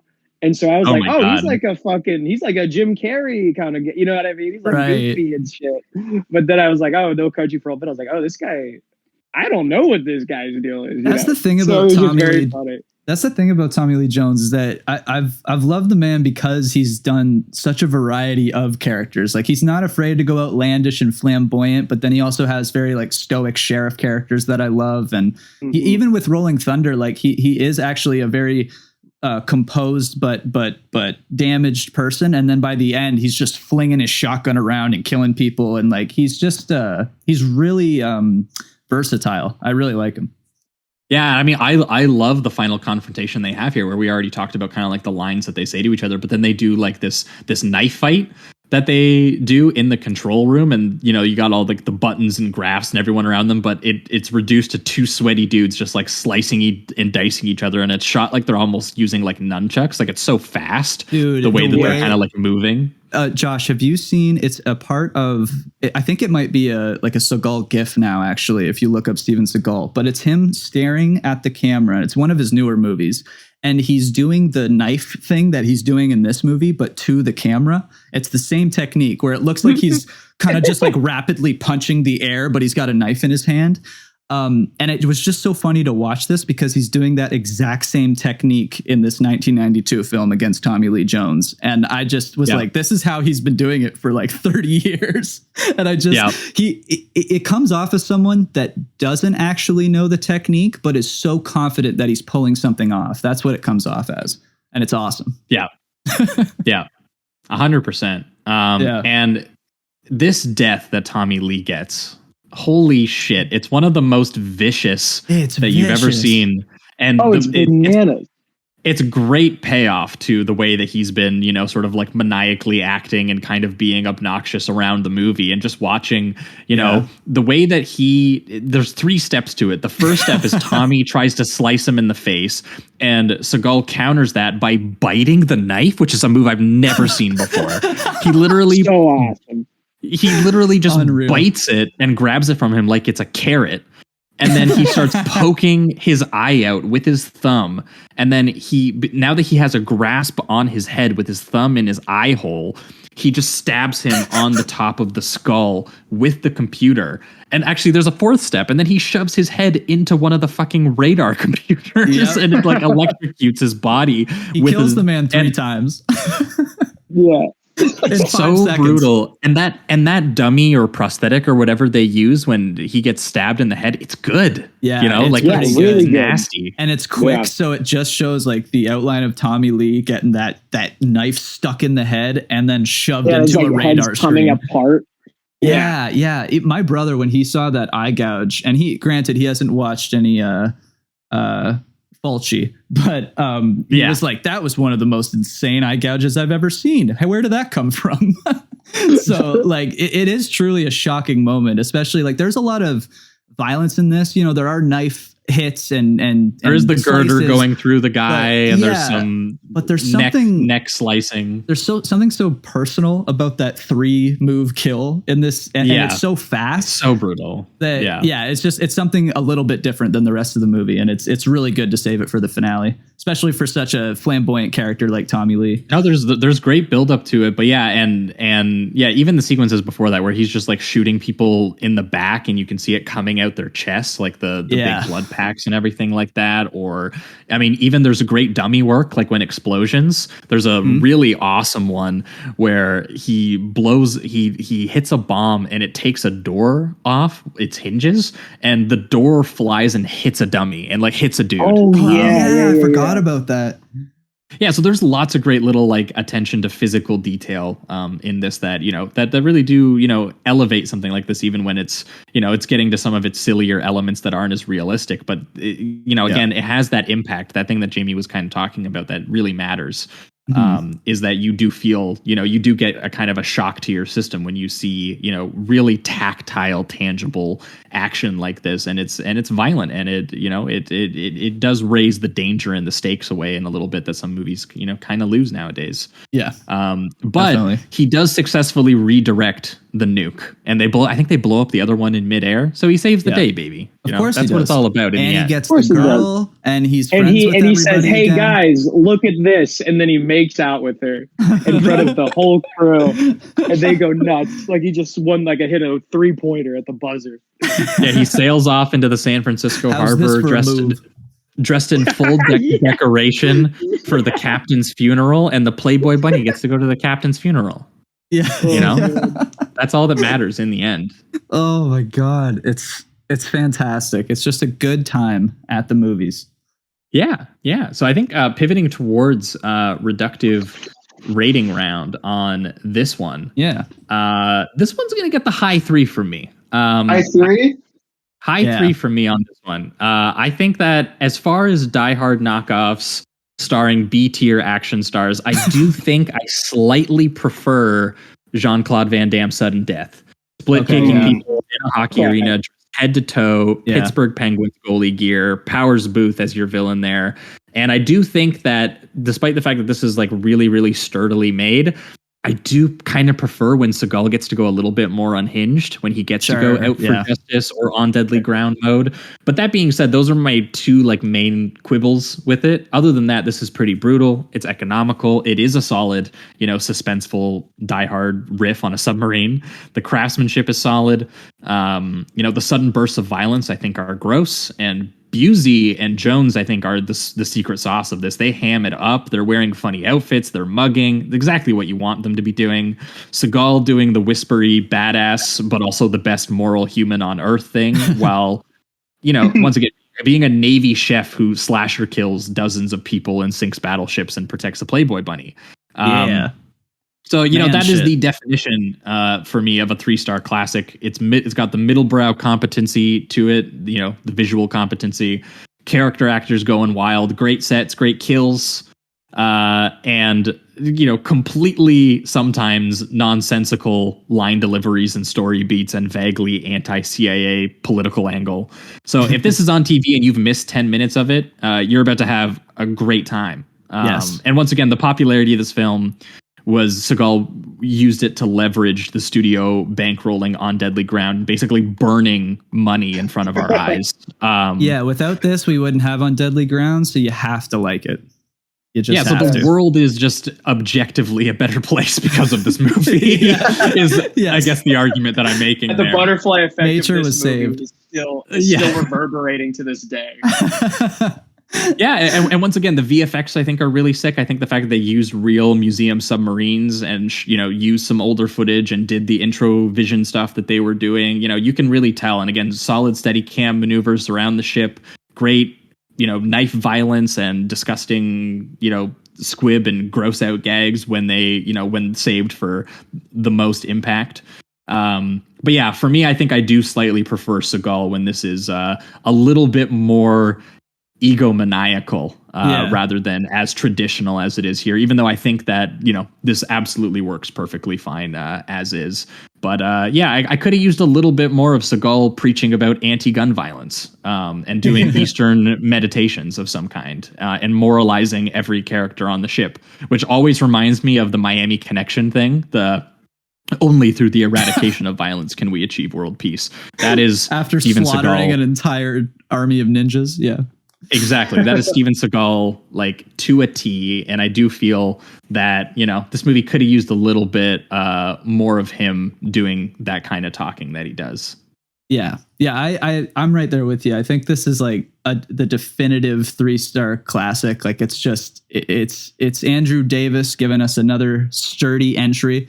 It doesn't have as much Seagalisms that I would like it to, just in the sense of like his more egotistical films, like Josh was saying, but there's still a lot to love here. And it's just really competently made. Like, the action is very clear. The story does propel very forward. Workmanlike and controlled. Yeah, and this is actually like, it's 103 minutes, so this has got that extra 10 minutes to it, that instead of just that real simple 90-minute banger that Commando is. But I honestly don't really feel it, so I don't think this is something where I would take anything out to make it that much faster. I think there's a lot of good detail in here. It has that ebb and flow that I was talking about, right? Like, it has like real traditional pacing and structure and suspense to it in a way that Commando was like in your face front to back.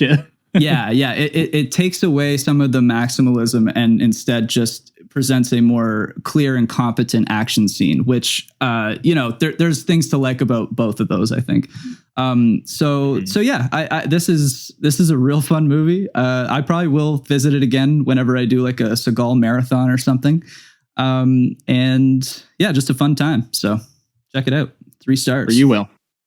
Boys, you know what I'm gonna say. Hell yeah. Oh yeah. Do it. 5-star banger. Movie. Yeah. Star banger. Without flaw, 6-star banger. And I think the reason I think that so much is because maybe it's because I don't think I'm as read up on Seagal as you guys. I kind of have a limited experience of him. Mm-hmm. But I do think we are Seagal connoisseurs. You guys are Seagal connoisseurs. But I do think this is not maybe the most fun or the most crazy utilization of him, but I do think it is the most efficient and would have been sustainable version of him. So I think that's why I give this such a high rating, because the utilization of him allows Busey and Tommy Lee to like just absolutely put in these performances that are like 10 out of 10. I mean, Tommy Lee Jones out crazies Gary Busey. I mean, who else can say that? You know what I mean? And Gary Busey's tough to beat. He looks fucking weird, you know? Yeah, he even gets in a dress in this and dances around. Still beats him. Tommy Lee, fucking bodies him. I don't know. I think it's perfect. I think that's a good point, actually. Yeah, I watch it again. I probably won't see anything wrong with it again. And I'll probably just do that for the rest of my life. Oh, yeah. Love it. Yeah. All right. Well, I think that will wrap it up for this week. That was Commando from 1985 and Under Siege from 1992. Thanks so much, Will, for joining us and for bringing these films along with us too. That was fun. Yeah, going along with us. This was an absolute blast. Thank you so much for having me, guys. No problem. If you've got anything to plug while you're here, this is usually where we have you do that. And I think you've got something coming soon. Please listen. Josh mentioned it at the beginning. Please listen to my podcast. It's called A Closer Look. It's a fake documentary series about the 1979 World Series between the Lower Manhattan Gambinos and Nashville Pickers, 2 teams that didn't exist. Me and my friend Nate, every episode centers around a game in the series. Each episode's like 20 minutes. You don't have to like baseball. And it cost us so much money. It cost us so much money to make. And we think it's good. Listen to it if that would tickle you. We are doing season 2 here soon about a Apocalypse Now-esque movie set that spirals out of control and leads to the deaths of dozens, if not hundreds, of people. So it should be awesome. It's a blast. Yeah. It's a blast. Please listen. And thank you again for having me, boys. This was awesome. Absolutely. No problem. I hope like what we talked about 2 weeks ago, Ghost Watch, people listen to your podcast and think it's a real documentary. Yes. Hell yeah, that would be awesome. Get and some you trick calls. tons of people, investigative journalists, into looking into this stuff. That'd be great. But yes, check out A Closer Look. And for our listeners, we're going to be back in 1 week's time, where we are going to be going, as Jamie mentioned at the top of the show, erotic thriller mode. We are going to be talking about Down bad, one. baby. I guess we're sticking around in the 90s. We've been sticking around in the 90s a lot lately. Nice. We're going to be talking about one, Poison Ivy, which is one I haven't seen, but there's a print of it playing here soon that I'm intrigued about checking out. It has Drew Barrymore, and it is directed by a woman named Kate Shea, who is most famous, I think, for doing the sequel to Carrie called The Rage, which has a interesting reputation. I have some mutuals who seem to really like it and some who absolutely hate it. So I am curious about checking that out, but we're going to be pairing it with one of the more sort of seminal ones from the 90s, directed by James Foley, Fear, from 1996, starring Mark Wahlberg and Reese Witherspoon and the bad boy himself, William Peterson. Here we go. Manhunter and To Live and Die in LA. And I haven't seen, I don't think I've seen anything from him from the 90s. I basically skipped right to like CSI. Right. So I'm very curious how that's going to play out. So we're going to go erotic thriller mode next week over on the Patreon. Again, patreon.com/Sleazoids podcast. And then the week after, we're going to be back with a special guest. And we're going to be, I think, talking werewolves. But I haven't seen one of the films, so I'm going to find out. One is the film Ginger Snaps, which is one I know that Jamie really likes. Yeah. And then the other film is one called Waxwork. And I've heard of that. I have no idea what this is, but the pitch was super interesting, and that the movie is apparently just like bonkers, and it has David Warner in it, who we've talked about previously, who was in what was that time traveling Sherlock Holmes movie? Time After Time. Yeah. Is it Canadian? So I think it might be. I can't remember if it's Canadian or not. Something in my brain is telling me that for some reason. I don't know why. Could be. But David Warner leads me to believe that it's probably British, but we will find out. Yeah. But yes, so we are going to be talking about Ginger Snaps and Waxwork. I'm not exactly sure what the pairing is, but I've heard Waxwork is nuts, and Jamie tells me Ginger Snaps is really good. So I'm excited to do that in 2 weeks' time.